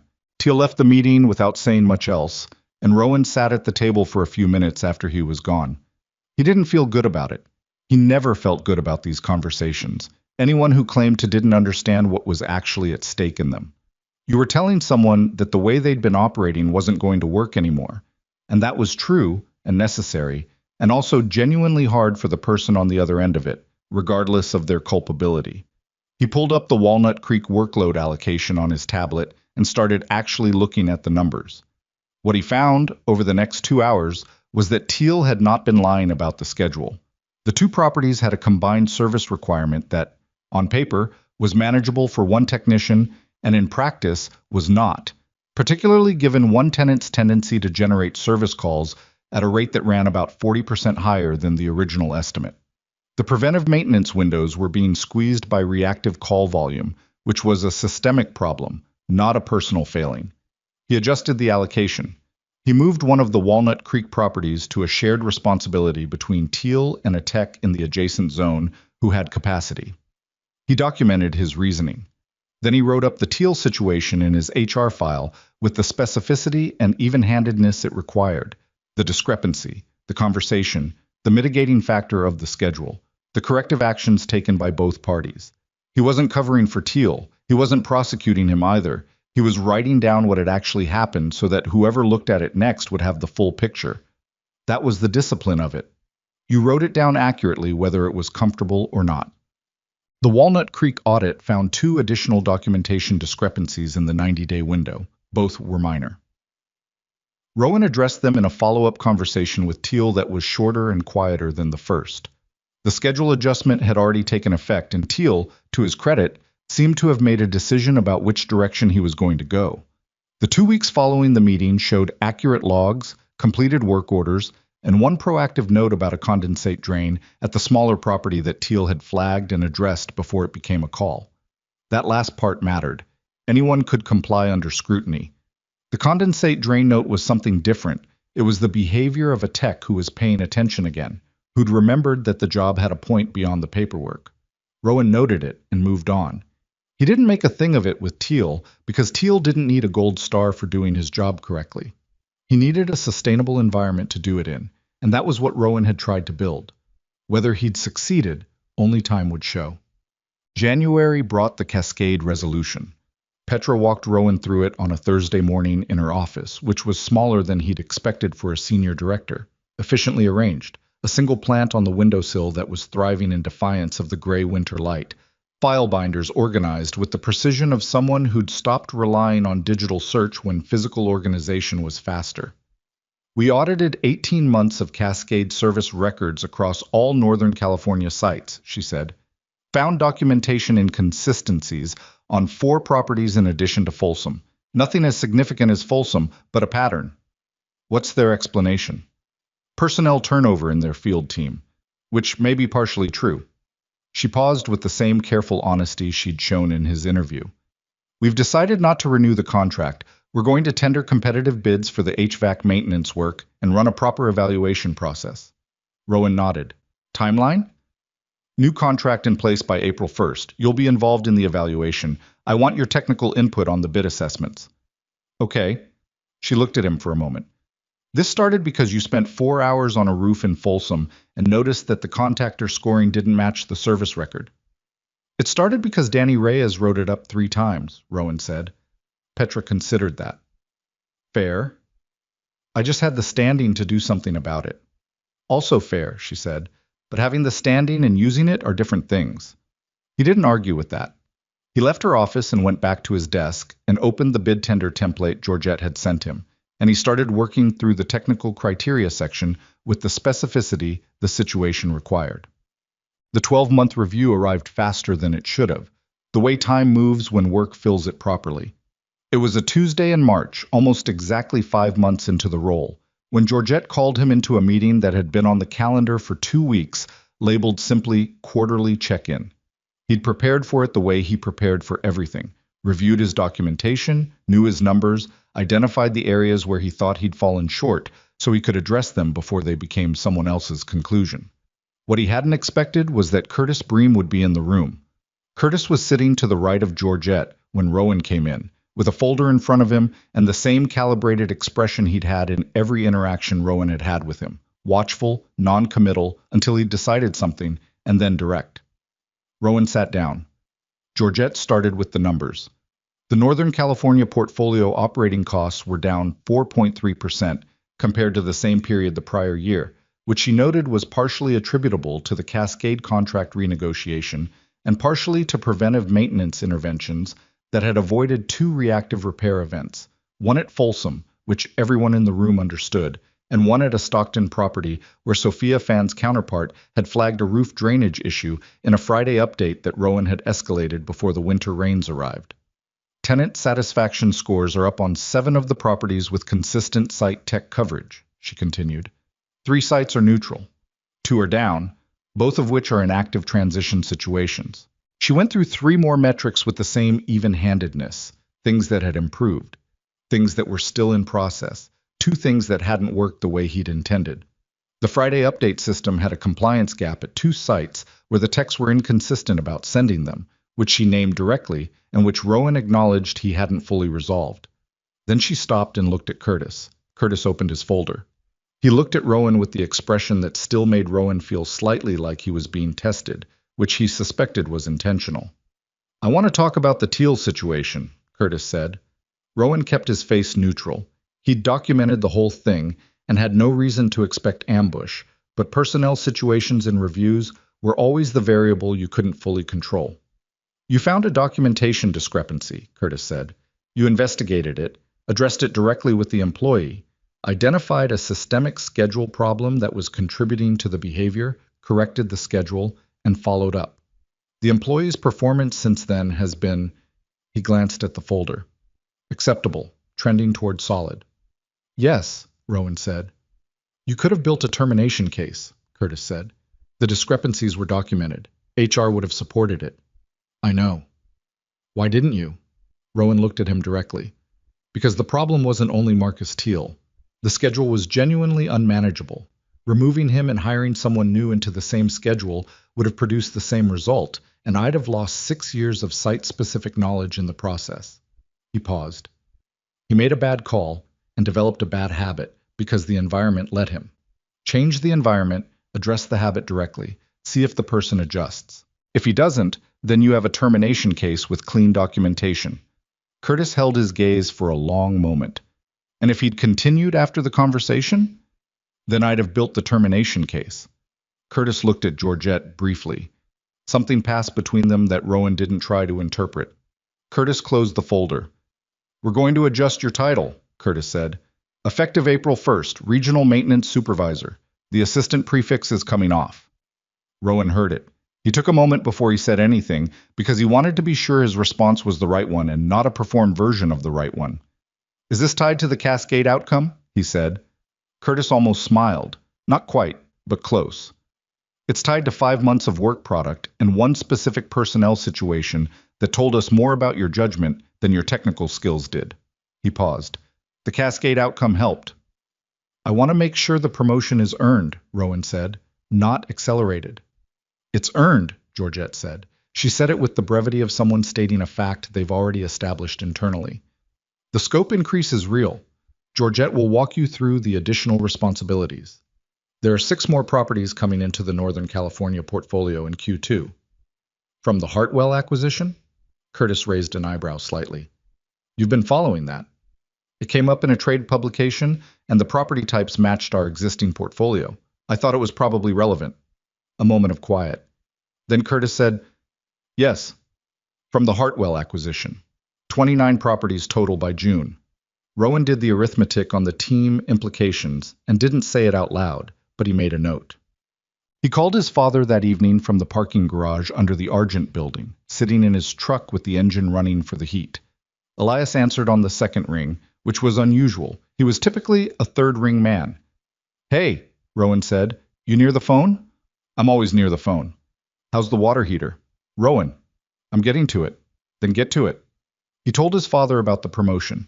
He told it plainly, without the emotional scaffold that some people would have built around it. Not because he didn't feel anything, but because Elias would find the plain version more honest and would hear it better that way.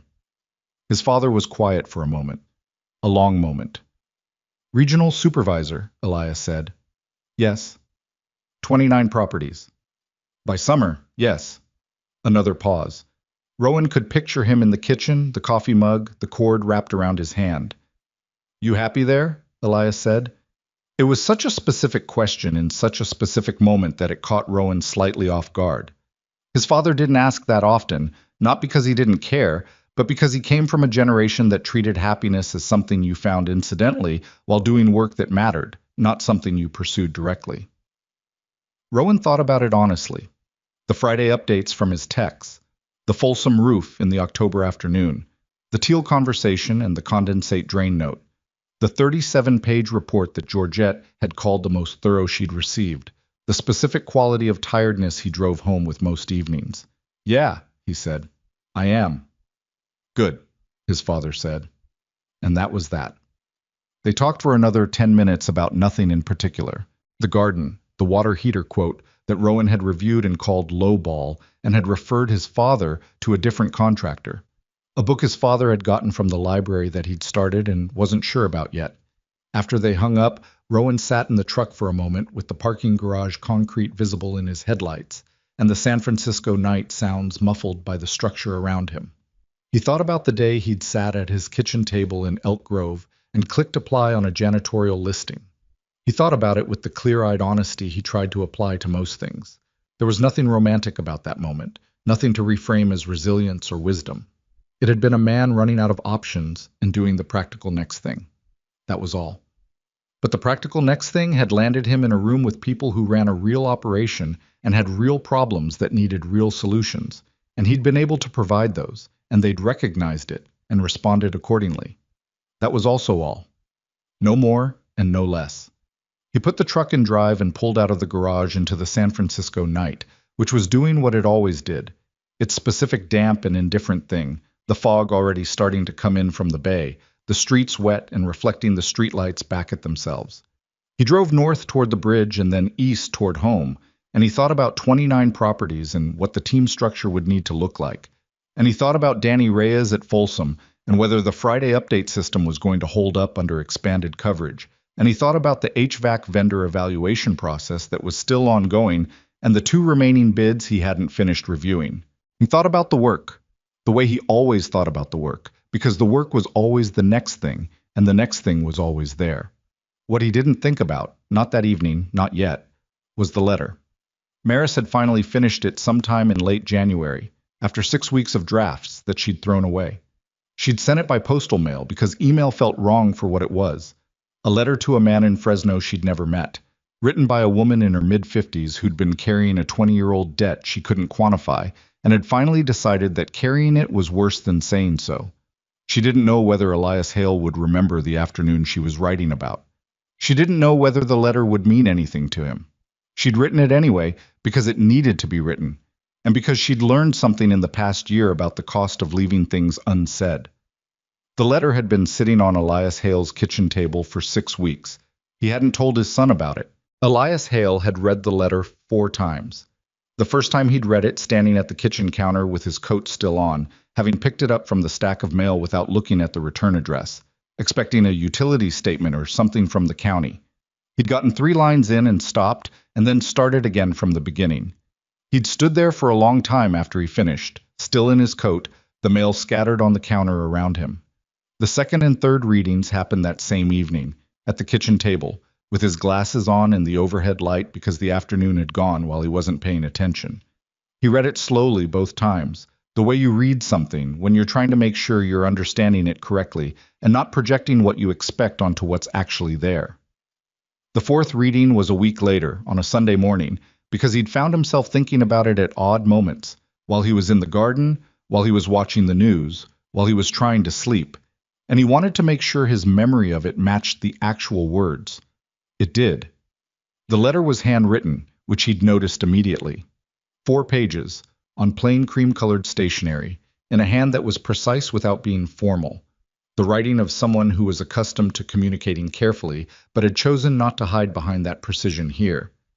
She'd introduced herself by name and by the afternoon she was writing about, which she'd described with a specificity that told him she'd been carrying the memory intact for a long time. The county road, the late afternoon light, the make and color of her car, what the problem had turned out to be. She'd even remembered that his truck had been muddy, which was the kind of detail you only hold on to when something matters to you. She'd written, "I've looked for you, on and off, over the years. I had a first name and a general location and not much else. And I told myself the practical limits of searching were why I never found you." That was partly true. The other part was that I let myself stay busy, and staying busy is a very effective way to avoid sitting in the discomfort of something you owe but can't easily repay. She'd written about building her company, about the ways that afternoon had stayed with her, not as a specific influence she could point to, but as a texture in her thinking about what people were capable of when they chose to help without calculation. She'd written about how that texture had affected decisions she'd made about who to hire, how to treat the people who worked for her, what she wanted the company to stand for. She hadn't written about Rowan directly, and Elias noticed that. She'd mentioned receiving an application from someone with a familiar last name and wanting to honor it appropriately. She hadn't described the details, hadn't turned his son into a plot point in her accounting. That restraint told Elias something about her. She'd closed the letter simply. "I don't know if you remember that afternoon. I've wondered sometimes if it was unremarkable to you, if you helped enough people along the way that any one instance blurred into the rest. If so, I understand. But I've wanted to say thank you for a long time, and I'm saying it now because I've learned that late is better than never, and never is a very long time." Elias had folded the letter back into its envelope and placed it on the kitchen table, and there it had stayed. He'd thought about calling Rowan immediately. He'd picked up the phone twice in the first week and put it back down, and he'd examined his own reasons for that with the honesty he'd always tried to apply to himself, even when it wasn't comfortable. What he'd found was this: he wanted to think about it first. He wanted to understand what he felt about it before he handed it to his son, because once he handed it to Rowan, it would become Rowan's to carry, and Elias had always been careful about what he put in his son's hands. The afternoon she'd described, he did remember it. Not with the same precision she'd brought to the letter, not the specific details, but the woman herself, young, late 20s, visibly stressed, trying hard not to show it. The car had been a basic economy model with a slow coolant leak that had finally caught up with her on a stretch of road where there wasn't much of anything else. The repair had taken longer than he'd expected because one of the hose clamps was corroded and he'd had to work around it. He remembered being mildly annoyed at the hose clamp, not at the situation. He hadn't thought much about it afterward. That was the honest answer. He hadn't thought much about it at all. It was the kind of thing you did when you could do it, and then you went home. He'd told Rowan once, years later, in a general way, that you helped people when you were able to because you'd want someone to do the same for your kid. He hadn't been describing a philosophy. He'd been describing a reflex. He hadn't known it would mean something that lasted 20 years in someone else's chest. He wasn't sure what to do with that. He told Rowan about the letter on a Saturday in early April, 6 weeks after it arrived. Rowan had come down for the weekend. The promotion had been officially formalized the week before, and Elias had suggested he come down, said he'd make something. He made a braised chicken with vegetables from the garden, the kind of meal that took most of the afternoon and produced more than 2 people could reasonably eat, which was a habit Elias had never broken from the years when the house was fuller. They ate and talked about the Hartwell properties. Rowan had been absorbed in the integration planning for 3 weeks, the expanded portfolio, the team restructuring he was still working through. Elias listened and asked practical questions. how many new techs he was bringing on, what the reporting structure looked like, whether the Friday update system was going to scale. "You've been paying attention," Rowan said. "You talk about it," Elias said simply. "I listen." After the dishes were done and they were at the table with the last of the coffee, Elias got up and went to the counter where the letter had been for 6 weeks. He'd moved it from the table to the counter eventually, next to the cookbooks, which was where he put things that needed to stay visible. And he brought it back and set it in front of Rowan without saying anything. Rowan looked at it. The return address was San Francisco. He looked up at his father. "Read it," Elias said. Rowan read it. He read it at the same pace he read everything, carefully, without rushing. And Elias watched his face and saw the specific stillness that came over it, the way his son went quiet and internal when something was affecting him that he hadn't expected. He'd seen that look at his wife's funeral. He'd seen it when Rowan got the letter from Daltrey. He'd learned to let it be what it was. When Rowan finished, he set the letter down on the table and looked at it for a moment. Then he looked at his father. "She didn't tell me she'd written to you," he said. "No. She hired me. She facilitated me getting hired, and she still wrote this." He wasn't asking. He was working through it. "Yes," Elias said. Rowan was quiet. He picked up the letter again and looked at the last paragraph, the one about late being better than never. "How long have you had this?" he said. 6 weeks, Elias said, without apology or explanation. Rowan looked up at him. "You sat on it for 6 weeks. I needed to think about it first." A pause. "And?" Elias turned his coffee mug on the table. "I don't know what I expected gratitude to look like," he said. "I never thought about it. That afternoon, it was nothing to me. I mean that plainly, not humbly. It was an ordinary thing to do. I fixed the car, and went home and made dinner, and I don't remember what I was thinking about on the drive back." He paused. "But it wasn't nothing to her, and that's the part I've been sitting with." Rowan looked at his father for a long moment. "She's a serious person," he said. "She doesn't do things for effect." "I know, the letter reads that way." "She's been carrying this for 20 years. "I know that too." Elias looked at his hands around the mug. "I've been carrying a lot of things for 20 years. I understand something about that." The kitchen was quiet. Outside, the late afternoon was softening toward evening, the Central Valley light going gold and flat the way it did at this hour. The tomatoes were starting on the vine along the south fence, just the beginnings of fruit, still small and hard and green. "She wants to meet you," Rowan said. He wasn't certain of it. The letter hadn't said so explicitly, but he was. Elias looked at the envelope on the table. "I know. Is that something you want?" His father was quiet for a long moment. He was 71 years old and had lived a life that had been shaped more by other people's needs than by his own preferences. Not out of martyrdom, but out of a genuine orientation toward the practical demands of the moment. He didn't spend a lot of time thinking about what he wanted. It was sometimes hard for him to locate. "I think I owe her the courtesy," he said finally. "She wrote a real letter that deserves a real response." He looked at Rowan. "Can you arrange it?" "Yes," Rowan said. "I can arrange it." He called Maris on a Monday morning, not through Diana, directly. She'd given him her direct line 3 months into the job, with the characteristically understated explanation that he was managing a significant portfolio and needed to be able to reach the right people without going through channels every time. She picked up on the second ring. "Hail." "My father received your letter," Rowan said. A pause.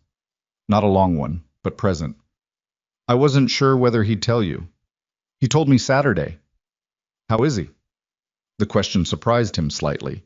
Its specificity, the fact that it was the first thing she asked. "He's well," Rowan said.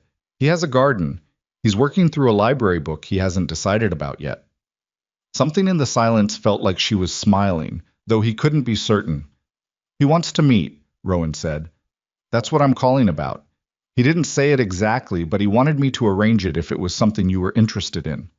"Yes," she said, without hesitation, without qualification, just yes. "I'll set something up." "Thank you, Rowan." He noticed she'd used his first name. She rarely did. He didn't comment on it. The meeting happened on a Thursday afternoon in May, at a restaurant in Fresno that Rowan had chosen because it was quiet at lunch hour and had a corner table that gave you privacy without isolating you in a way that would make a first meeting feel like an event. He'd driven down Wednesday evening and stayed at his father's house. Elias had been, by his standards, mildly anxious. Not visibly, but Rowan had grown up reading the particular adjustments in his father's behavior. The kitchen had been cleaner than usual, the coffee was ground fresh. He'd checked the garden twice in an hour for no particular purpose. "You're nervous," Rowan said Wednesday evening. "I'm not nervous," Elias said. "You checked the garden twice." "The squash needed looking at." "The squash is fine, Dad." Elias made the sound that wasn't quite anything, but meant he heard you and wasn't going to confirm it. Maris drove down herself. Rowan had offered to have a car arranged, and she'd declined without making a thing of it.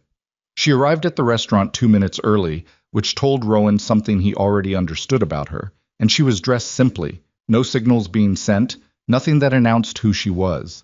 Dark jacket, no jewelry except the watch.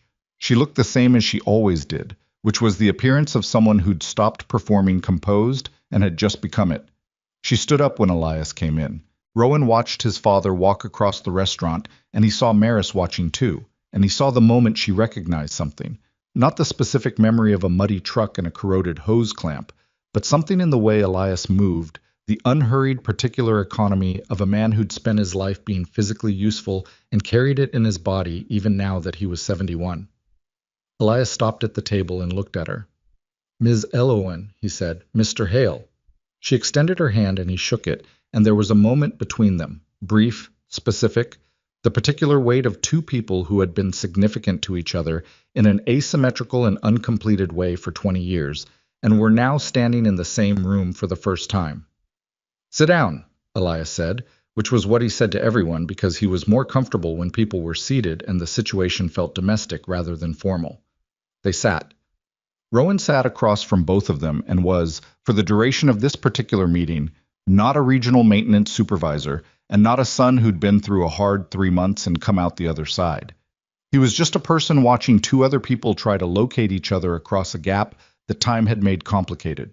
Maris spoke first.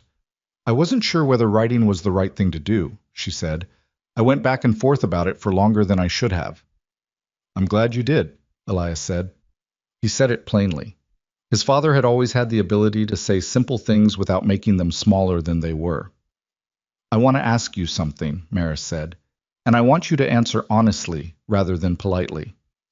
Elias looked at her with the attention he gave most things, complete, unhurried. "All right, do you remember that afternoon?" He didn't hesitate. "Yes, not every detail, but yes." She absorbed that. "I've wondered sometimes if you helped people often enough that it blurred together. That's what I said in the letter." "I helped people when I could," Elias said. "That's true. But I remember you. I remember you were trying hard not to look as worried as you were. I remember thinking it was late in the day to be on that road alone." He paused. "I fixed the car and went home. I didn't think much about it afterward. I want to be honest about that." Maris looked at him steadily. "Why are you telling me that?" "Because I don't want to take credit for something I didn't intend," he said. "I didn't do it because I thought it would matter for 20 years. I did it because it needed doing, and I could do it. That's all it was." A silence. Maris looked at the table for a moment, and Rowan saw something move across her face. Not quite emotion, but its neighbor. "That's exactly what I mean," she said quietly. "That's the part that stayed with me." Elias looked at her with something that was close to puzzlement. "Most people do things because they're calculating something," she said. "Even good things. There's a transaction somewhere, recognition, reciprocity, the feeling of being a good person. I'm not criticizing that. I do it too." She paused. "But you didn't. There was nothing to calculate. You just saw a problem and fixed it and went home. I've spent 20 years building a company, and I've thought about that afternoon more than I've thought about most of the decisions I've made, because it was the clearest example I've ever seen of what it looks like to help without an agenda." The table was quiet. Outside the restaurant, Fresno was doing its afternoon thing, indifferent and warm, the May heat already significant. Elias was looking at his coffee. He turned the mug slowly, the way he always did. "I appreciate you saying that," he said finally. "I don't know what to do with it exactly, but I appreciate it." Maris almost smiled. "You don't have to do anything with it. I just needed to say it to your face. Rowan sat across from them and felt something he didn't immediately have a word for, a kind of ache that wasn't painful, or wasn't only painful, the particular sensation of watching something that has been unfinished for a long time find its ending. He'd known pieces of this story. He'd known his father's general character. He'd known Maris Elowen's professional self and the precise, careful version of warmth she allowed into work relationships. But he hadn't known the 20-year shape of it, hadn't understood, until this table, this afternoon, that there were threads connecting the people in his life that existed before he was part of the story. His father had helped a woman on a road in the Central Valley when she was 26 and frightened and trying to hold herself together. And she'd carried that with her, quietly, into the building of something real. And it had become part of the texture of how she made decisions.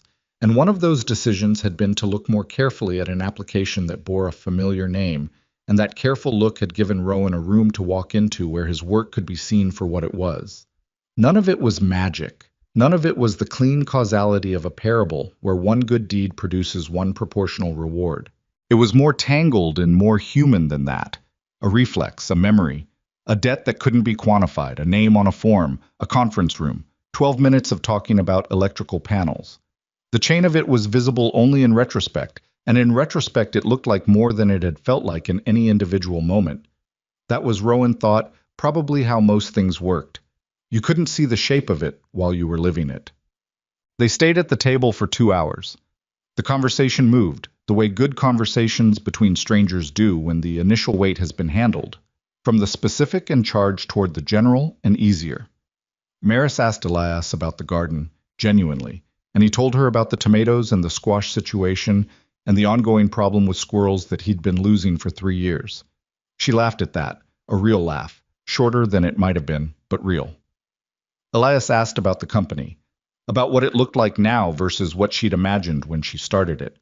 She answered with the kind of honesty that Rowan recognized as her actual voice rather than her professional one, talking about what had gone wrong, what she'd been wrong about, the hiring decisions that had cost her. The hardest thing I've learned, she said at one point, is that building something good doesn't protect you from making the same mistakes as everyone else. You can have the right values and still build the wrong systems. You can say you judge people on ability and integrity and still let the wrong measures creep in. She looked at her coffee. Having Rowan's report on those vendor relationships was a very specific lesson in that. Elias glanced at his son. Rowan hadn't told him the details of the Cascade situation. He gave his father a brief summary now. The inaccurate service records, the Folsom unit, the documentation that said one thing while the physical evidence said another. He fixed it, Elias said. Not to Maris exactly, and not quite to Rowan either, just to the table. He documented it, Rowan said. The team did the work. Elias looked at him with the look that was as close to pride as he regularly got. The specific, unsentimental acknowledgement of something done correctly that Rowan had been working toward his entire life without knowing exactly how much he wanted it. Same thing, his father said. Maris was watching this exchange with the attention she gave things that mattered to her. She didn't say anything. Some moments were better left alone. When the check came, Maris reached for it. Elias put his hand on the table in a particular way that wasn't quite stopping her but was a clear statement of intention. I'd like to, he said. She looked at him. You wrote a real letter, he said. You drove down here. Let me buy lunch. A beat. Then she withdrew her hand. All right. He paid. He did it the same way he did everything, without ceremony, without comment. He just paid and put his wallet back and finished his coffee. Outside the restaurant, in the May afternoon, they said goodbye in the way of people who are not quite sure what category they fall into for each other now. Not strangers, not friends exactly, something without a clean name that had been earned through the specific exchange of honesty and time. Maris shook Elias's hand again. She held it for a moment. Thank you, she said, for the original thing and for today. Elias nodded once. Thank you for the letter, he said. It meant something. I wasn't sure what at first, but it did. She drove north. They watched her car leave the parking lot, and then Elias turned and walked toward Rowan's truck with the unhurried pace of a man who has nowhere urgent to be. They drove back to the house without talking much. That was fine. They'd never needed to fill the silence between them, and this particular silence was the comfortable kind, the kind that had something settled in it. The weeks after that meeting had a different quality, not dramatically different, not the way you'd describe if you were trying to make a story of it. Rowan went back to San Francisco and to the Hartwell integration and the expanded portfolio and the 3 new techs he was bringing on, whose capabilities he was still assessing. The work was the same work, with more of it, and he met it the same way he always met work, by showing up and paying attention and writing things down accurately. But something in him had reorganized, not shifted, reorganized, the way a room looks different when you've put things in their right places. He thought about what Maris had said at the table, that having the right values didn't protect you from building the wrong systems, that you could intend one thing and construct another through carelessness or through letting the wrong measures creep in. He thought about Marcus Teal and the schedule that had made corner cutting easier than honesty. He thought about Danny Reyes writing things up 3 times and getting nowhere, and what that had communicated to Danny about whether the system actually cared about what he knew. He thought about his own management of those situations. Imperfect, somewhat improvised, built on intuition as much as on any framework. He started being more deliberate. He reviewed the Friday updates not just for problems but for patterns in what his techs were noticing and what they weren't. The things they wrote about consistently told him what they valued, and the things they consistently omitted told him something else. He had individual check-ins with each of the 14 techs, and then the 17 with the Hartwell additions, not as performance reviews but as actual conversations. What's the most frustrating part of this job right now? What would make your site easier to manage? What have you been watching that nobody's asked you about yet? The answers were specific and useful in ways that surprised him, not because he hadn't expected his techs to have opinions, but because he hadn't expected the volume and quality of information that had been sitting in the field waiting for someone to ask. Sophia Fan in Oakland had been tracking an emerging issue with the mechanical room drainage in one of the buildings for 4 months. She'd noted it in her Friday updates twice, briefly. He'd caught the second mention and asked her directly, and what she'd described over the next 20 minutes was a developing problem that was still small enough to address inexpensively and would not be small for much longer. He addressed it. He put Sophia in the work order as the identifying technician, which was documentation practice but also a statement about where credit belonged. She sent him a Friday update the following week that ended. The drainage issue is resolved. I'll keep an eye on the adjacent area as discussed. Also flagging the fire suppression inspection for Building C is overdue by 11 days. I've already contacted the vendor to reschedule. He read it and thought, there it is. That was what happened when people believed the system was actually listening. They stopped managing information carefully and started sharing it freely, because sharing it became the behavior that made sense. Sophia had been doing her job all along. Now she was doing it in a way that connected to the larger system instead of disappearing into it. That was the thing nobody told you about leadership when you were starting out. It wasn't about being right. It was about building conditions in which the people around you could be right and have it mean something. His father had done that with one afternoon on a county road, without knowing he was doing it, without any intention beyond the practical. He'd created a condition, a woman reaching her destination when she might not have, arriving at a job she'd been interviewed for, continuing forward. And the consequence of that condition had compounded over 20 years in ways neither of them could have traced or predicted. Rowan wasn't naive enough to think that was always how it worked. He'd seen enough of the world to know that plenty of decent acts produced nothing particular, that good work disappeared into bad systems all the time, that Danny Reyes had spent 3 years writing things up and getting nowhere, and the difference between Danny's situation and Sophia's wasn't Sophia's virtue. It was the presence or absence of a supervisor who was paying attention. Luck was real. Timing was real. The particular chain of circumstances that had put Rowan Hale's name on Maris Elowen's desk was not a system. It was a coincidence with long roots, and it could easily have not happened. He was clear-eyed about that.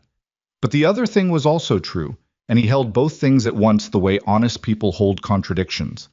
That how you treat the ordinary moments matters, even when you can't see the consequence. That showing up correctly in small situations is not a strategy. It doesn't guarantee anything, but it's the only foundation that actually holds. His father had known that at a cellular level, had lived it without articulating it, because Elias Hale was not a man who articulated things, so much as a man who demonstrated them over and over until they became the atmosphere you breathed if you grew up around him. Rowan had grown up around him. He wasn't his father. He was impatient in ways Elias wasn't, sharper at the edges, more likely to have an opinion about something and hold it visibly. He'd made mistakes in the role already. He'd moved too fast on one vendor decision in January and had to back up and run the proper evaluation process, which had cost 3 weeks.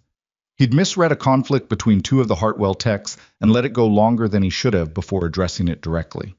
He was still learning the specific size and shape of this job, and some of the learning was uncomfortable. But he showed up. He paid attention. He wrote things down accurately. That was what he had to offer. It turned out, in the specific context of this company and this role and these people, to be enough.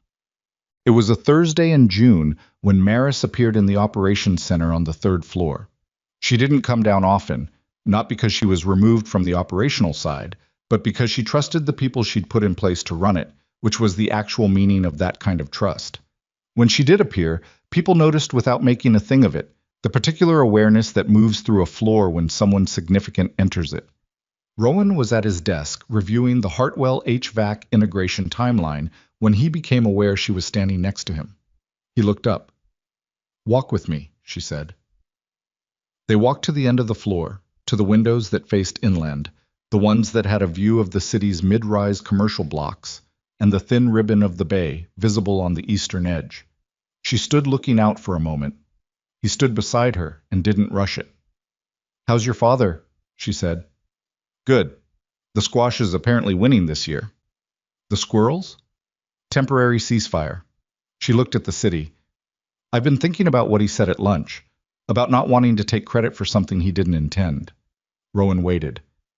"I've been running this company for 22 years, she said, and I've been careful about a lot of things. Careful about margins and contracts and risk exposure and capital allocation. I've been less careful sometimes about the things that aren't on a spreadsheet." She paused. "The Cascade situation. That contract existed for 4 years. I had a head of operations who trusted the vendor review process, and a property services director who was managing too many competing priorities to audit it closely, and a previous regional supervisor who was competent but not curious." She turned slightly toward him. "And the problem existed the whole time. Danny Reyes knew something was wrong. He wrote it up." 3 times, Rowan said. 3 times, she said, and nothing happened until you got there. Which means the system was failing before Cascade was failing, and I didn't know because I wasn't building the conditions for the information to reach me. He looked at her. "You've been thinking about this for a while." "Since your report." "Yes." "What are you going to do about it?" She looked at him with the expression that was her closest equivalent to amusement, a slight compression at the corners of her eyes, not quite a smile. "I'm already doing it. I promoted you." He looked back out the window.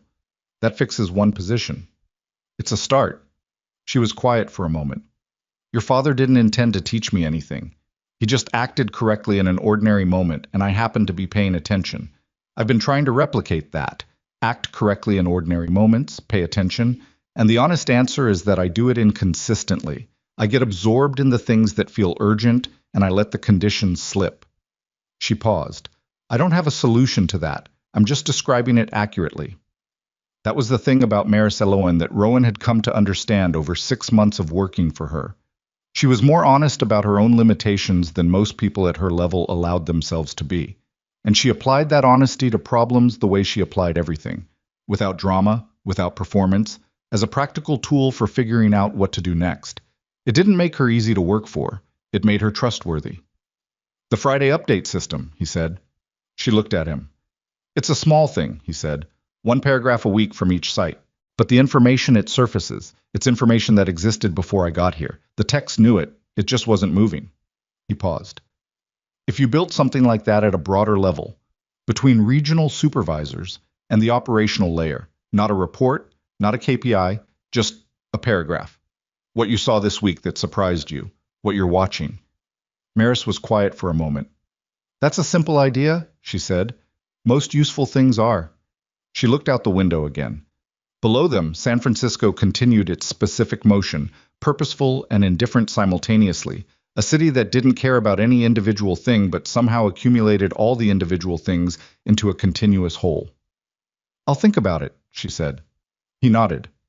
He knew her well enough by now to know that when she said she'd think about something, she meant it literally. She would actually think about it, thoroughly, and then either implement it or come back with a specific reason why not. She wasn't someone who used thinking as a polite form of dismissal. She straightened slightly, the small shift in posture that meant the conversation was ending and she was moving to the next thing. "Your father," she said. "He said the letter meant something. He wasn't sure what at first, but it did." "Yes," Rowan said. "Does he know why yet? What it meant?" Rowan thought about the kitchen table and the 4 readings, about the 6 weeks of sitting with it before he told his son, about the specific thing Elias had said on the drive home from the restaurant, quietly, looking straight ahead at the road. "I didn't know a person could carry something like that and not make it heavy." She carried it, and it didn't make her hard. "I think so," Rowan said. "He doesn't always have words for it, but yeah." Maris nodded once. It was enough. She walked back through the operations center the way she'd come in, without announcement, without disruption, with the self-contained directness of a woman who had somewhere to be and was going there. The floor adjusted around her passage and then returned to itself. Rowan stood at the window for another moment. He thought about his father in Fresno, in the garden with his hands in the soil and the squash finally yielding something. He thought about a county road in the late afternoon and a car on the shoulder, and a man who'd stopped not because he'd calculated anything, but because the situation was there and he could address it. He thought about 20 years of that afternoon living in someone's chest and shaping decisions she didn't even know it was shaping. He thought about Danny Reyes writing things up, about Sophia Fan and the drainage issue, about Marcus Teal and the condensate drain note that had appeared in a Friday update and told him more about the man's recovery than any formal assessment would have. He thought about what it meant to do honest work without recognition, and whether the recognition mattered, and he kept coming back to the same answer. It mattered to the person doing the work. It mattered because people needed to know the system they were putting their effort into was actually listening, not rewarding every good thing. That was impossible and would be hollow anyway, but listening, registering, letting the information move. His father had never needed that. Elias Hale was wired in a way that let him operate without it, that let him fix the car and drive home, and not wonder what had come of it.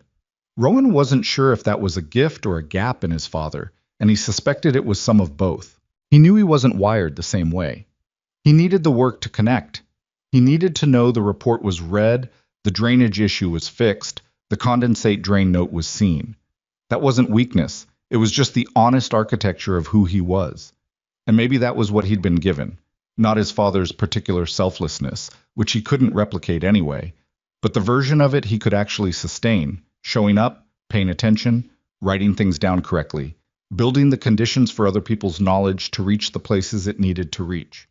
Doing the ordinary work as if it mattered, because it did, even when no one was tracking the specific consequences.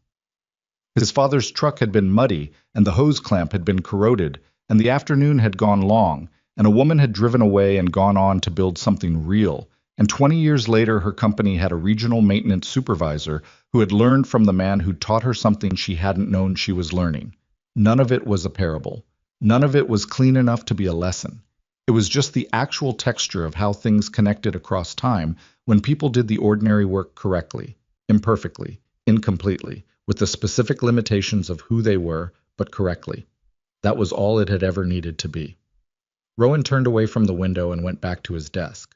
The Hartwell HVAC timeline was open on his tablet, and there was a Friday update from Sophia Fan that had come in while he was standing at the window, and the coffee on his desk had gone cold in the way coffee did when you stopped paying attention to it, and he had a 2 o'clock call with Georgette about the Q3 budget cycle that he hadn't finished preparing for. He put the cold coffee in the microwave and opened the Friday update and started reading. Outside, the bay was flat and bright under the June sun, and somewhere in Fresno a man was in his garden with his hands in the soil, and somewhere on a floor above him a woman was thinking about a paragraph. A simple thing, moving through a system that was learning, slowly and imperfectly, how to listen.